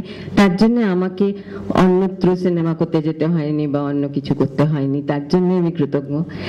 আর তৃতীয়ত কৃতজ্ঞ যে আমার যে স্বপ্নটা ছিল যে একটা শিক্ষা কেন্দ্র তৈরি করব, এই নাথবতী অনাথবতের অর্থকে ভিত্তি করে সেই অর্থাগমের ভিত্তিতে আমাদের পঞ্চম বেদ চর্যাশ্রম শিক্ষা কেন্দ্রটা তৈরি হলো 84 সালে। তারপর মাঝে মাঝে ছেদ পড়েছে, কিন্তু এখনো সেটা চলছে। 1983 সালে যখন করতে হলো পঞ্চম বৈদিক, তখন এই জন্য করতে হলো যে নাটকটা এত বেশি চাহিদা হয়ে গেল যে একটা দল না করলে নাটকটা করে চলা যাচ্ছে না। আমি প্রথম 3টে অভিনয় করেছিলাম একটি আবৃত্তি সংস্থার ব্যানারে, সারথী বলে, কোনো দল তৈরি করিনি, জানি না কি হবে না হবে। তারপরে যখন দেখা গেল এতটা, এটা তো কল্পনার চৌহদ্দির মধ্যে ছিল না যে সাফল্য এসেছিল সেটা, তো তখন বাধ্য হয়ে তৈরি করতে হলো। তখন পঞ্চম বৈদিক তৈরি হলো এবং নেই করে আজকে প্রায় 26 বছর হতে চললো পঞ্চম বৈদিক টিকে আছে। সেটা আমার কৃতিত্বে নয়, আমি নিশ্চয় করে বলতে পারি যে আমার কৃতিত্বে নয়। আমার অনেকবারই মনে হয়েছে যে আর রাখা গেল না, এবারে আর তুলে দিতে হবে দল, কিন্তু কেউ বা তারা কেমন করে যেন এসে পড়ে সেই সময় দলের ভার সামলে দিয়েছে। কি করে যে সেটা হয়েছে তা আমার কাছে আজও খুব ধাঁধার মতন, কিন্তু হয়েছে। এবং 2000 সালে সৌম্য মিত্র মারা যান 1997 সালে। তার আগেই আমি স্থির করে নিয়েছিলাম যে 1998 এর পরে মার্চ মাসের পর থেকে আমি আর থিয়েটারের সঙ্গে সরাসরি যুক্ত থাকবো না, আমি লেখালেখি করবো, আমার ভালো লাগছে না। সেটা আমি বাবাকে বলেছিলাম, বাবা জানতেন এবং বুঝতেও পেরেছিলেন। তিনি ছাড়া কেই বা অমন করে বুঝতেন আমার যুক্তিগুলো। তো আমি বছর 2 সত্যি আমি যাবার পরে লেখালেখি নিয়ে ব্যস্ত ছিলাম। 2000 সালে কিছু ছেলে মেয়ে এসে পড়লো চর্যাশ্রমে, যারা আমাকে বলল যে আপনি করুন, আমরা একটু শিখতে চাই, আপনি যদি বছর 5 একটু দেখাতে পারেন আমাদের, তাহলে আমরা নিজেদের পায়ে দাঁড়িয়ে যাব। তাই জন্য 2000 সালে আবার ফেরা, সেটা নাট্যতর্পণের মাধ্যমে। আমি একটু সৌম্য মিত্রের কথা ফিরে যাই। শেষ সময়টা অনেকে হয়তো জানতে চাইবেন। তার অপার উৎসাহ ছিল থিয়েটারে। অনেক অপমান, অনেক অবিচার সয়েও একদম শেষকালে তিনি সাক্ষাৎকারে বলতে পেরেছিলেন, আমি যা কিছু করেছি, যা কিছু পড়েছি, যা কিছু ভেবেছি, সবই থিয়েটারের জন্য। তিনি সোলার এনার্জি নিয়ে কথা বলতে পারেন।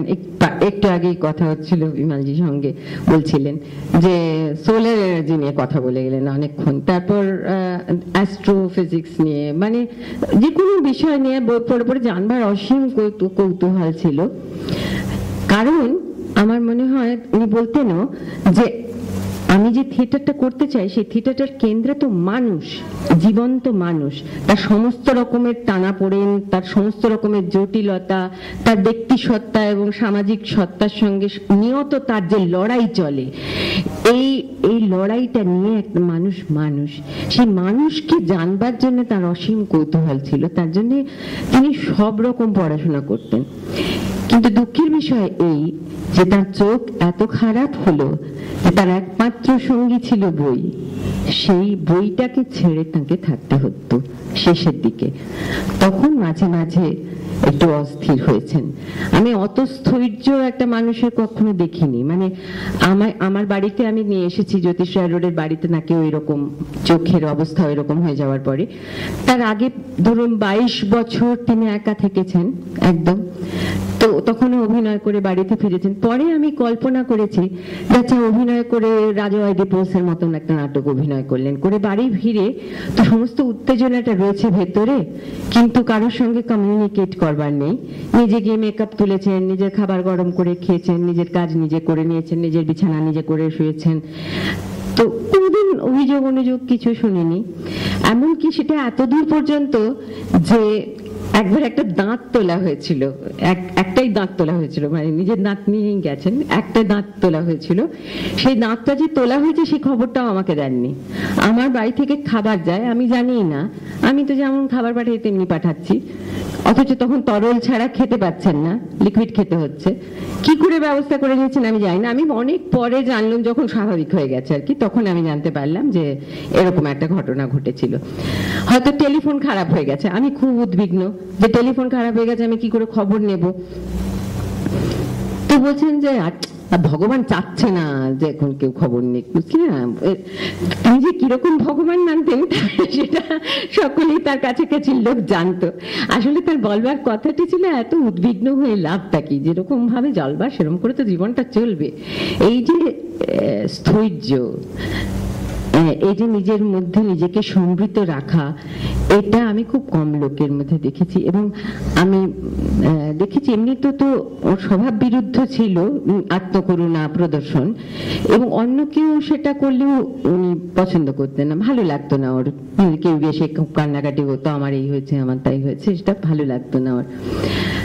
তো উনি ওই রকম মানুষটাই ছিলেন। এবং শেষকালে যে তিনি যে চিঠিটা লিখে গিয়েছিলেন, যেটা জন্যও অনেক কথা হয়েছে যে এত তাড়াতাড়ি কেন তাকে শ্মশানে নিয়ে যাওয়া হলো, সেটা একটু বলি। সেটা কিন্তু তার তখনকার যে সিদ্ধান্ত তা কিন্তু নয়।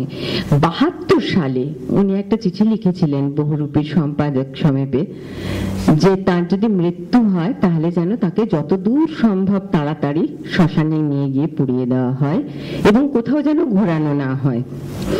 এবং কাঁধে চড়ে যেতে চাই না, এই কথাটাও ছিল, যেন কোনো গাড়িতে নিয়ে গেলেই ভালো, এবং বিদ্যুতের চুল্লিতে পুড়িয়ে দেওয়াই আমার মতে ঠিক বলে। আবার এটাও বোধহয় কোনো একটা চিঠিতে লেখা ছিল যে পুড়িয়ে দেওয়া বলছি এই জন্যে যে আজ পর্যন্ত বিজ্ঞানীরা বলেছেন ওটাই নাকি সবচেয়ে শ্রেষ্ঠ বৈজ্ঞানিক উপায়, সেটাও লেখা ছিল। তো 72 সাল মানে তখন ওর 60 বছর পড়েনি, 75 সালে ওনার 60 পূর্ণ হয়েছে। তো তখন থেকেই কিন্তু ওর এই ধারণাটা, মানে এই ধরনের একটা মনোভাব ছিল। এখন যেমন বলা হয় যে কোনো একটা গোষ্ঠীকে থাপ্পড় বসানোর জন্য উনি এরকম একটা ইচ্ছাপত্র লিখে গিয়েছিলেন, সেটা ঠিক নয়। ওটা ওর বহুকালের ইচ্ছে, এবং ওটা উনি ঐকান্তিক ভাবে চেয়েছিলেন যে একদম সকলের অগোচরে। উনি বলতেন যে আমি খুব সামান্য মানুষ, আমি সামান্যভাবে বাঁচবার চেষ্টা করেছি, কিঞ্চিত ভদ্রভাবে, কিঞ্চিত নির্লিপ্ততার সঙ্গে। আমার দেহটাও যেন নির্লিপ্ততার সঙ্গে তেমনি করে পুড়ে যেতে পারে, ঢাক ঢোল বাজানো যেন না হয়, আমার সেটা ভালো লাগবে না। তো সেইটা শেষ অবধি দায়িত্বটা পড়েছিল আমার উপরে। উনি হয়তো শেষকালে ভেবেছিলেন যে আমি ছাড়া অতটা বিশ্বস্ত ভাবে কেউ পালন করবে কিনা ওর কথা, এবং আমি তাকে প্রতিশ্রুতি দিয়েছিলাম যে হ্যাঁ আমি এটা করব, এবং আমি আমার জীবনের কাছে অত্যন্ত কৃতজ্ঞ যে আমি করতে পেরেছিলাম সেটা। 18ই মে সারাদিন তার জ্ঞান নেই। আমার মায়েরও ঠিক তাই হয়েছিল, দুটো মানে অনেক, মা তো কোমায় চলে গিয়েছিলেন, কোনো জ্ঞান ছিল না শেষের দুদিন, আর বাবারও তাই হয়েছিল শেষের দিকে।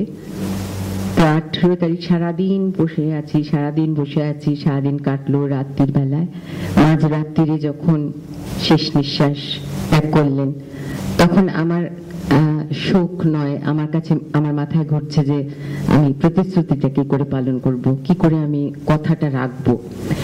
তারপর নিয়ে যাওয়া হলো শ্মশানে, খুব সামান্য কিছু লোক, কেউ নেই সেদিন শ্মশানে। কি আশ্চর্য, ফাঁকা, একদম ফাঁকা, আমরা ছাড়া কেউ নেই। যখন তার দেহটা ঢুকে গেল গনগনে আগুনের মধ্যে, আমার তখন কিরম মনে মনে একটা জিজ্ঞাসা হলো যে একটু শান্তি পেলে কি, একটু কি করা গেল কিছু তোমার জন্য, এইরকম। তারপর তো ভোরে এসে সবাইকে খবর টবর দেওয়া হয়েছিল। তো এই যে ভাবনাটা, এই ভাবনাটা আমার মনে হয় যে একটা কি বলবো, একটা মর্যাদা, আত্মমর্যাদা বোধের উদাহরণ আর কি।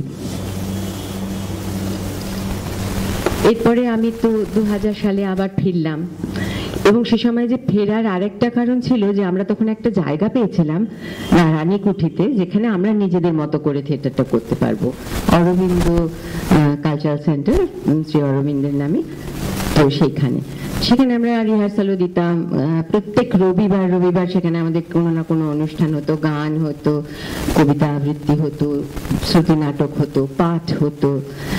তারপরে আমরা এরকমও করতাম যে হয়তো নাট্যানুষ্ঠানও হয়েছে, তো নাটক তো হতোই, নাটকের পরে বা পাঠের পরে আমরা নেমে গেছি, দর্শকদের সঙ্গে আলাপ করেছি, আলাপচারিতা হয়েছে এবং চা খাওয়া হয়েছে একসঙ্গে বসে, পরস্পরের ভাব বিনিময় হয়েছে। এটা আমার খুব একটা আকাঙ্ক্ষা, বহুদিনের আকাঙ্ক্ষা ছিল, যেটা এই নিয়মিত মঞ্চগুলোতে করা কিছুতেই সম্ভব হয়ে ওঠে না।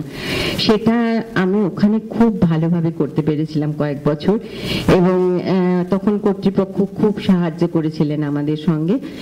আমরা ওখানে অনেক কিছু খরচও করেছিলাম বেশভাবে ঠিকঠাক করে সাজানোর জন্য, ওরাও করেছিলেন, আমরাও করেছিলাম। এরকম করে কয়েক বছর চলছিল, যেটার জন্য প্রচুর খাটনি হতো। আমরা নিজেদের গিয়ে ঘর ঝাঁট দিতে হতো, মুছতে হতো স্টেজ, তারপরে রিহার্সাল শুরু করতাম। কিন্তু আনন্দটা এত বেশি ছিল নিজেদের মতো করে, নিজেদের জায়গায় নিজের মতো করে সাজিয়ে কাজ করার, যে কষ্টটাকে কষ্ট বলে মনে হতো না আর কি।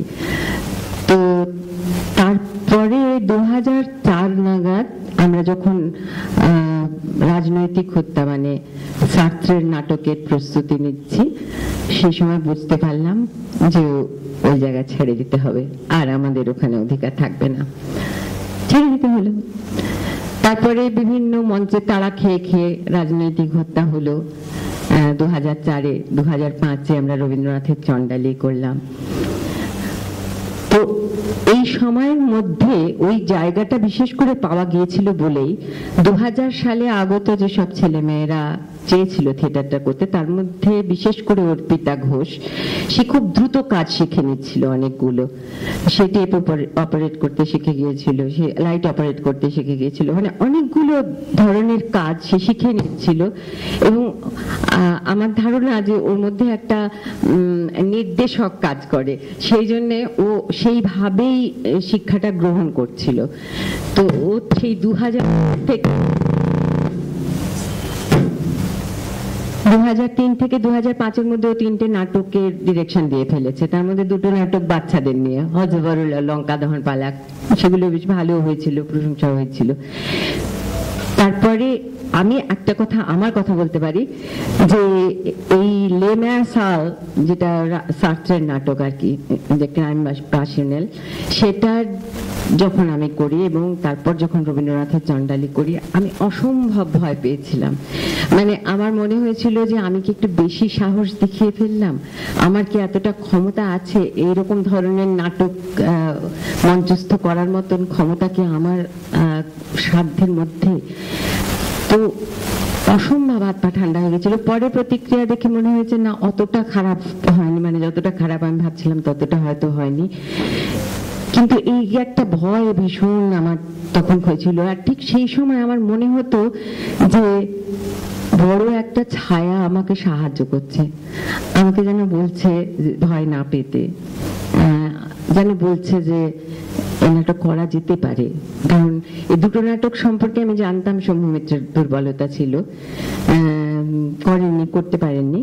কিন্তু তারপর যাই হোক, সেই নাটকগুলো হয়ে গেছে। 2006 পশু খামার অ্যানিমাল ফার্ম থেকে করেছে, অর্পিতা ঘোষ ডিরেকশন দিয়েছে। তারপরে আমার যে সমস্ত থিয়েটার হলগুলো তো ভালো লাগতো না করতে, সেই থিয়েটার হলে আবার পঞ্চম বৈদিক ফিরেছে এবং আমিও ফিরেছি। কারণ এই সময় আমি ঠিক করে নিয়েছি যে ওরা যদি, ওদের উৎসাহটাকে মর্যাদা দেওয়াটা আমার কর্তব্য। তাতে যদি আমি করলে, আমার জেদ বজায় না রাখলে, ওরা যদি একটু উৎসাহ পায়, ওরা যদি করতে পারে, তাহলে ওরা করুক, আমি সেটা করতে রাজি আছি। এবং সেই জন্যই পশু খামারে অর্পিতার নির্দেশনায় আমি কাজও করেছি, এবং যত রকম ওদের দরকার হয় আমি থাকি সব সময় ওই কাজের জন্য। এবং এখন তো নতুন প্রজন্মের কাণ্ডারি অর্পিতা ঘোষ, ও পরপর প্রত্যেক বছর নাটক করে চলেছে, বিভিন্ন নাটক নিয়ে ভাবছি। সেদিন দেখেও এসেছেন, প্রথমে রবীন্দ্রনাথের গল্প নিয়ে কাজ করেছে। মোটামুটি ভাবে বলা যায় যে আমার থিয়েটার, আমি এই পর্বটা এখানে শেষ আপাতত, কিন্তু আমার সময় এবং আমার কিছু কথা বাকি থেকে যায়, যেটা বোধহয় প্রারম্ভিক কথনে ধরিয়ে দিয়েছিলেন প্রতিমা মাসি। সেটা হচ্ছে যে আমি অনেকদিন থেকে, বছর 10 তো হবেই, অনেক লেখাতে আমি প্রকাশ করেছি যে যেটা চলছে সেটা ঠিক চলছে না, যা চলছে সেটা ঠিক ঠিক হচ্ছে না বলে আমার মনে হয়েছে। সেই প্রতিবাদ আমি করেছি। কেউ কান দেয়নি হয়তো, বা তেমন লোক পড়েনি, করে বইও বেরিয়েছে আমার, সেই বইয়েতেও লেখা ছিল। এমন নয় যে হঠাৎ সিঙ্গুর ঘটলো আর আমি ঘুম ভেঙে উঠে চিৎকার করতে শুরু করলাম, ঘটনাটা কিন্তু এরকম নয়। তারপর সিঙ্গুর ঘটলো। সিঙ্গুর ঘটার 2006 2রা ডিসেম্বর যে সন্ত্রাসের রূপটা আমরা ছোট পর্দায় দেখেছি সিঙ্গুরে, রাষ্ট্রীয় সন্ত্রাস, তাতে আর চুপ করে থাকা গেল না। আমরা 3 তারিখ থেকেই প্রতিবাদটা শুরু করেছিলাম, কিন্তু শুধু প্রতিবাদ করবার জন্য নয়, আমাদের মনে বেশ কিছু প্রশ্ন এসেছিল যে এই হচ্ছে কেন এটা। তাই জন্য আমরা মুখ্যমন্ত্রীকে একটা চিঠি লিখে সেই প্রশ্নগুলো জানিয়েছিলাম। তার কোনো উত্তর পাইনি। এর মধ্যেই তাপসী মালিকের ঘটনাটা ঘটে গেছে 18ই ডিসেম্বর। তখন আমরা আরো উত্তেজিত হয়েছি, আবার প্রশ্ন পাঠিয়েছি, উত্তর পাইনি। কেবল প্রশাসনের তরফের কোনো উত্তর পাইনি। সিপিআইএম দলের একটি প্রচার পুস্তিকা আমাদের পাঠানো হয়েছিল, শিল্প কেন জরুরি, সেটা নিয়ে। তার মধ্যে আমাদের প্রশ্নগুলোর উত্তর ছিল না। তো সেই জন্য আমরা আবার তার সঙ্গে দেখা করতে চেয়ে চিঠি দিয়েছিলাম, অ্যাপয়েন্টমেন্ট চেয়েছিলাম, অ্যাপয়েন্টমেন্ট দেননি, কোনো উত্তর আসেনি। তখন দেখছি যে বিভিন্ন সংবাদপত্র এবং সংবাদ মাধ্যমে বিভিন্ন রকমের খবর প্রচারিত হচ্ছে। একটা বলছে এরকম কিছু হয়নি, একটা বলছে এরকম সাংঘাতিক কাণ্ড হয়েছে। তো কোনটা সত্যি, কোনটাকে ধরবো? তখন মনে হলো আমরা গিয়ে দেখি না কেন, যে কোনটা ঠিক, চলে যাই গিয়ে দেখি। তো তখন আমরা যেতে শুরু করলাম এবং আমি অনেকগুলো জায়গায়, অনেকগুলো জেলায় ঘুরেছি। এর মধ্যে গিয়ে মফস্বল শহরে, একেবারে গ্রামে, অনেক জায়গায় গেছি। গিয়ে আমার মনে হয়েছে, এর মধ্যে আবার আমলাশোলের খবর এসছে, জলপাইগুড়ি চা বাগানের অনাহারে মৃত্যুর খবর এসছে। তো আমি সেখানেও গেছি, আমলাশোলে আমি যেতে পারিনি, কিন্তু জলপাইগুড়ির চা বাগানে গেছি। গিয়ে প্রত্যক্ষ দেখেছি যারা মারা গেছে সেই পরিবারের সঙ্গে কথা বলেছি, যারা মরণোন্মুখ হয়ে আছে, চেহারাটা দেখেই বোঝা যাচ্ছে আর বেশিক্ষণ নয়, সেরকম লোকের সঙ্গেও কথা বলেছি। দেখে আমার মনে হয়েছে, তাদের কথা শুনে আমার মনে হয়েছে যে এ রাজ্যেও একটা স্পষ্ট শ্রেণী বিভাজন আছে। এরকম একটা, যাদের হাতে ক্ষমতা আছে তাদের এরকম একটা বোধহয় মাথায় এরকম একটা ভাবনা আছে যে যারা গরিব তাদের বেঁচে থাকার দরকার নেই কোনো। এবং সেই জন্যে আমাকে রায়পুর চা বাগানের শ্রমিকরা এবং যারা অফিসে কাজ করতেন তারা, তাদের স্ত্রীরা সবাই মিলে বলেছিলেন যে আপনি দেখুন না, এই যে আমাদের প্রভিডেন্টের ফান্ডের টাকা পর্যন্ত মেরে দিয়ে লোকটা পালিয়ে গেছে, এবং সে কিন্তু থিয়েটার রোডে অমুক বাড়িতে থাকে, তাকে সরকার ধরতে পারছে না, সে যে এত বড় অপরাধটা করলো তাকে সরকার ধরতে পারছে না। এইরকম আর কি, এইসব শুনে প্রত্যক্ষ দেখে আমার কতগুলো অনুভব হয়েছে। তাতে মনে হয়েছে যে এই অন্যায়ের বিরুদ্ধে বলাটা খুব দরকার, বলা উচিত। না বললে আমি নিজের কাছে নিজে অপরাধী হব, আমার সমাজের কাছে অপরাধী হব, আমার থিয়েটারের কাছে অপরাধী হব। কারণ আমার মনে হয় না যে আমি যে কাজটা করতে দাঁড়িয়েছি সেটা থিয়েটার থেকে খুব বিচ্ছিন্ন একটা কাজ। আমার মনে হয় যে এই থিয়েটারের কাজের সঙ্গে এই কাজটা ওতপ্রোতভাবে জড়িত। যদিও আমরা এই জিনিসটাকে খুব বেশি করে বলি যে নবান্নর আগে যে মন্বন্তর হয়েছিল সেই সময় তৃপ্তি মিত্র পথে বসেছিলেন বুভুক্ষ মানুষের নারী হাতে করে, এবং তাহার কোলের উপরে মৃত্যু হয়েছে, এরকম ঘটনা আছে। তারপরে তারা নবান্নে অংশগ্রহণ করেছিলেন।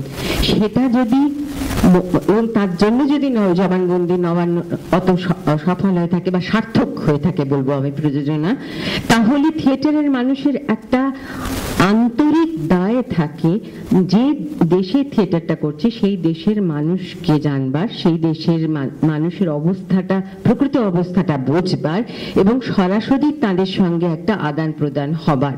এটা থিয়েটারের মানুষের দায়। এটা থিয়েটার ঘরে বসে করলে আমি পাবো না। সেই জন্য আমার মনে হয় না যে এটা থিয়েটারের থেকে খুব বিচ্ছিন্ন কোনো কাজ আমি করেছি।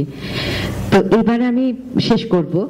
আমি উপসংহারে এটা বলতে পারি যে শম্ভু মিত্র একটা সময় খুব শেষের দিকে আর কি, একদম শেষের দিকে তার একটা সাক্ষাৎকারে বলেছিলেন যে মানুষ তো 90 ডিগ্রি সোজা হয়ে কখনো দাঁড়িয়ে থাকতে পারে না, কারণ পৃথিবীটাই বাঁকা। সে যখন দাঁড়াবে সে বেঁকেই দাঁড়াবে এবং এমন একটা অবস্থা আসতে পারে যখন তাকে হয়তো 30 ডিগ্রি কি 20 ডিগ্রি পর্যন্ত ঝুলে ঝুলে তাকে স্থির করতে হবে কোনটা ন্যায় আর কোনটা অন্যায়। তো আমিও সেইটাকুই করবার চেষ্টা করেছি, তার বেশি কিছু নয়। আমার মনে হয়েছে এটাই তৃপ্তিমিত্র শম্ভু মিত্রের উত্তরাধিকার আমার উপরে বর্তেছে।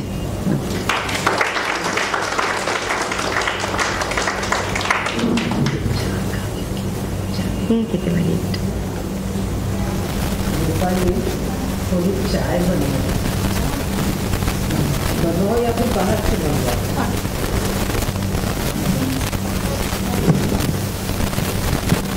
অসুবিধা নেই না না, কোনো অসুবিধা নেই। এক কাপ চা বানাতে 2-4 कप की অসুবিধা?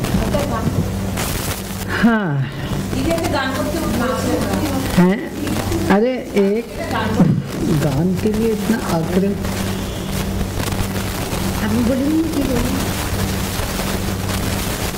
सवाल ये है कि इतनी देर से जो बात हम लोग सुन रहे हैं,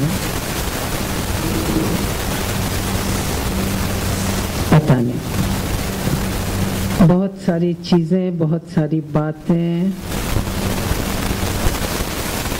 आँख के सामने से घूम जा रही हैं। कुछ सुनी हुई बातें लोगों से, कुछ स्वयं अनुभव की हुई।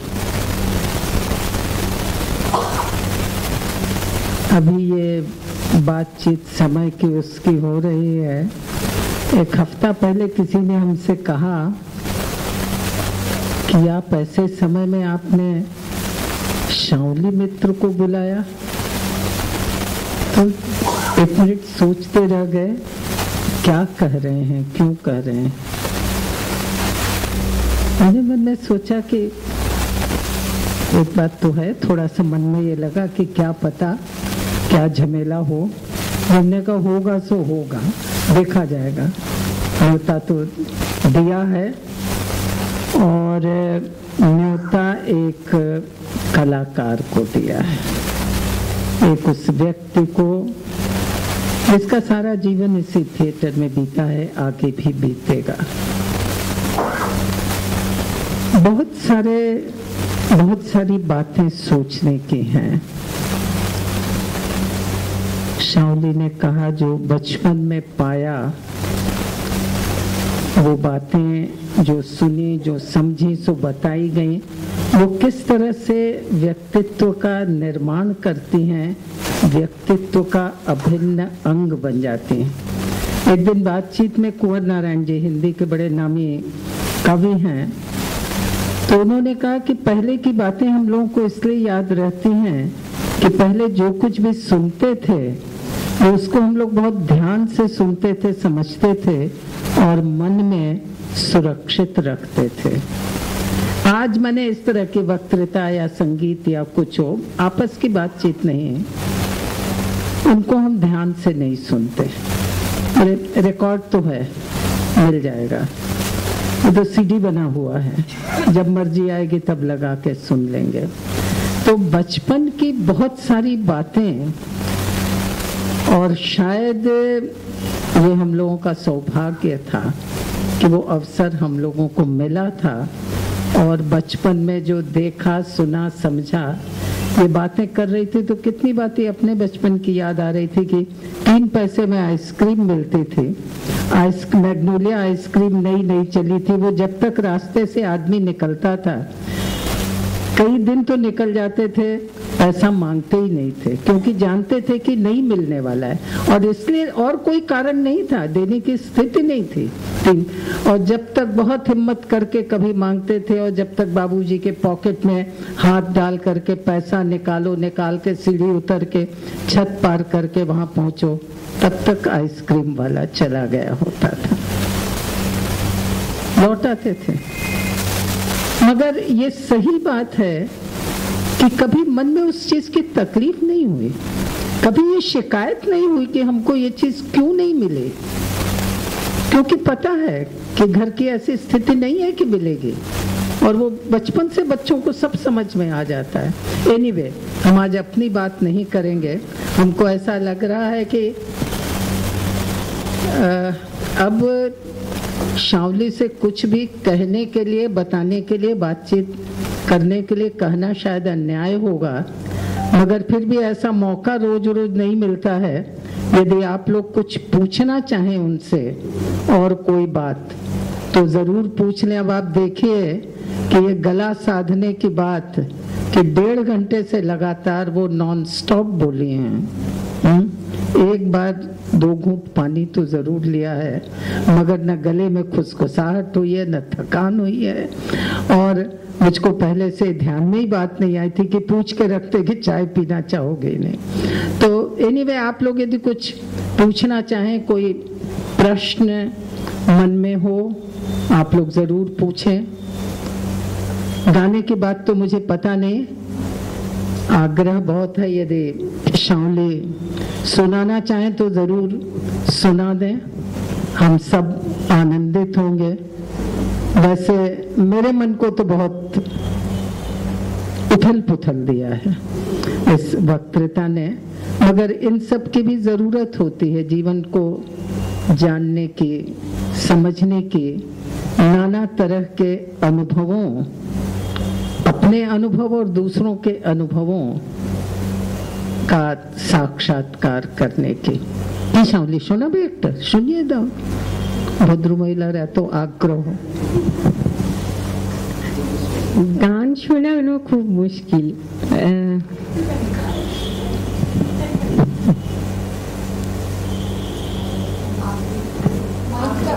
কবিতা বলবো? কথা আসছে না।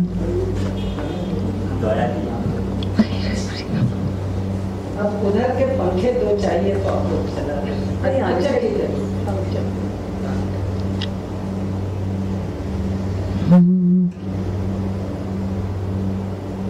আমি আইনে গাইতে পারবো কিন্তু আমি 2 লাইন চেষ্টা করছি।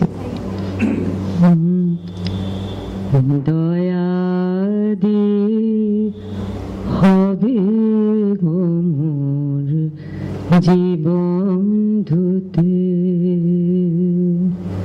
তবু দয়া, তবু দয়া, তবু দয়া দি হবে গো মোর জীবন ধুতে, নইলে কি আর পারবো তোমার চরণ ছুতে। দয়া, তবু দয়া, তবু দয়া দি হবে গো মোর জীবন ধুতে।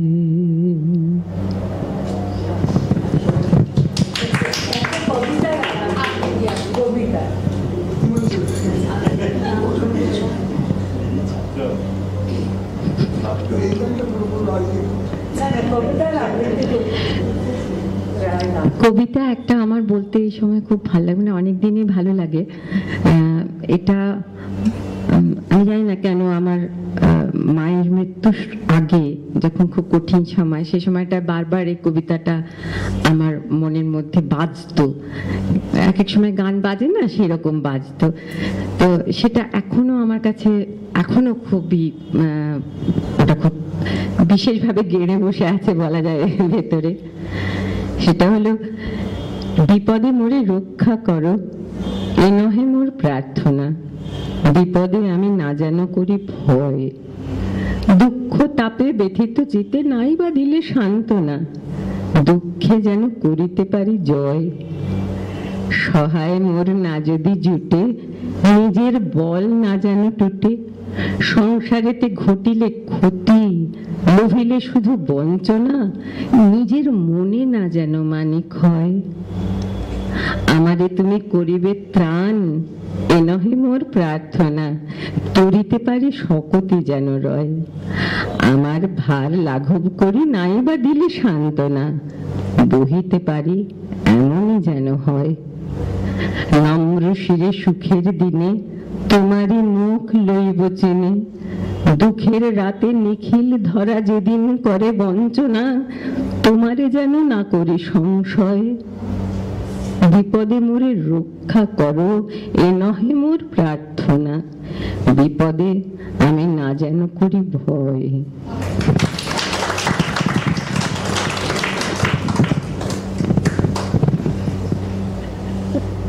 बहुत बहुत धन्यवाद। धन्यवाद का कोई अर्थ नहीं है, मगर फिर भी औपचारिकता है। बहुत अच्छा लगा और हम चाहेंगे, आशा करते हैं कि फिर जल्दी ही हम लोग मिलने का सुयोग बना पाएंगे। तुम यदि यहाँ पर नाटक करना चाहो, तुम्हारी इच्छा हो, जब मर्जी हो तुम एक फ़ोन कर देना और आकर के कर सकती हो। ये हॉल है, ये छोटा सा स्टेज है, लाइट वाइट थोड़ी बहुत लगी हुई है, माइक है, ये सब दायित्व मेरा। उसके बाद नाटक करने का काम तुम्हारा। हमें हार्दिक प्रसन्नता होगी आप सब लोग आए, बहुत बहुत धन्यवाद आपको। फिर आप लोग आइएगा। हम बैठकी हर महीने करते थे, उपस्थिति इतनी क्षीण होती है कि समझ में नहीं आता कि वो करने का कोई अर्थ भी है या नहीं। यदि हम ही 6 लोगों को बैठ के बात करनी हो तो जब चाहे तब कर ले सकते हैं। आप लोग आए, उससे उत्साह मिलता है, अच्छा लगता है, और जो आते हैं उनको भी हम सोचते हैं, मानते हैं कि उनको भी आनंद मिलता है। बहुत बहुत धन्यवाद आप सबको।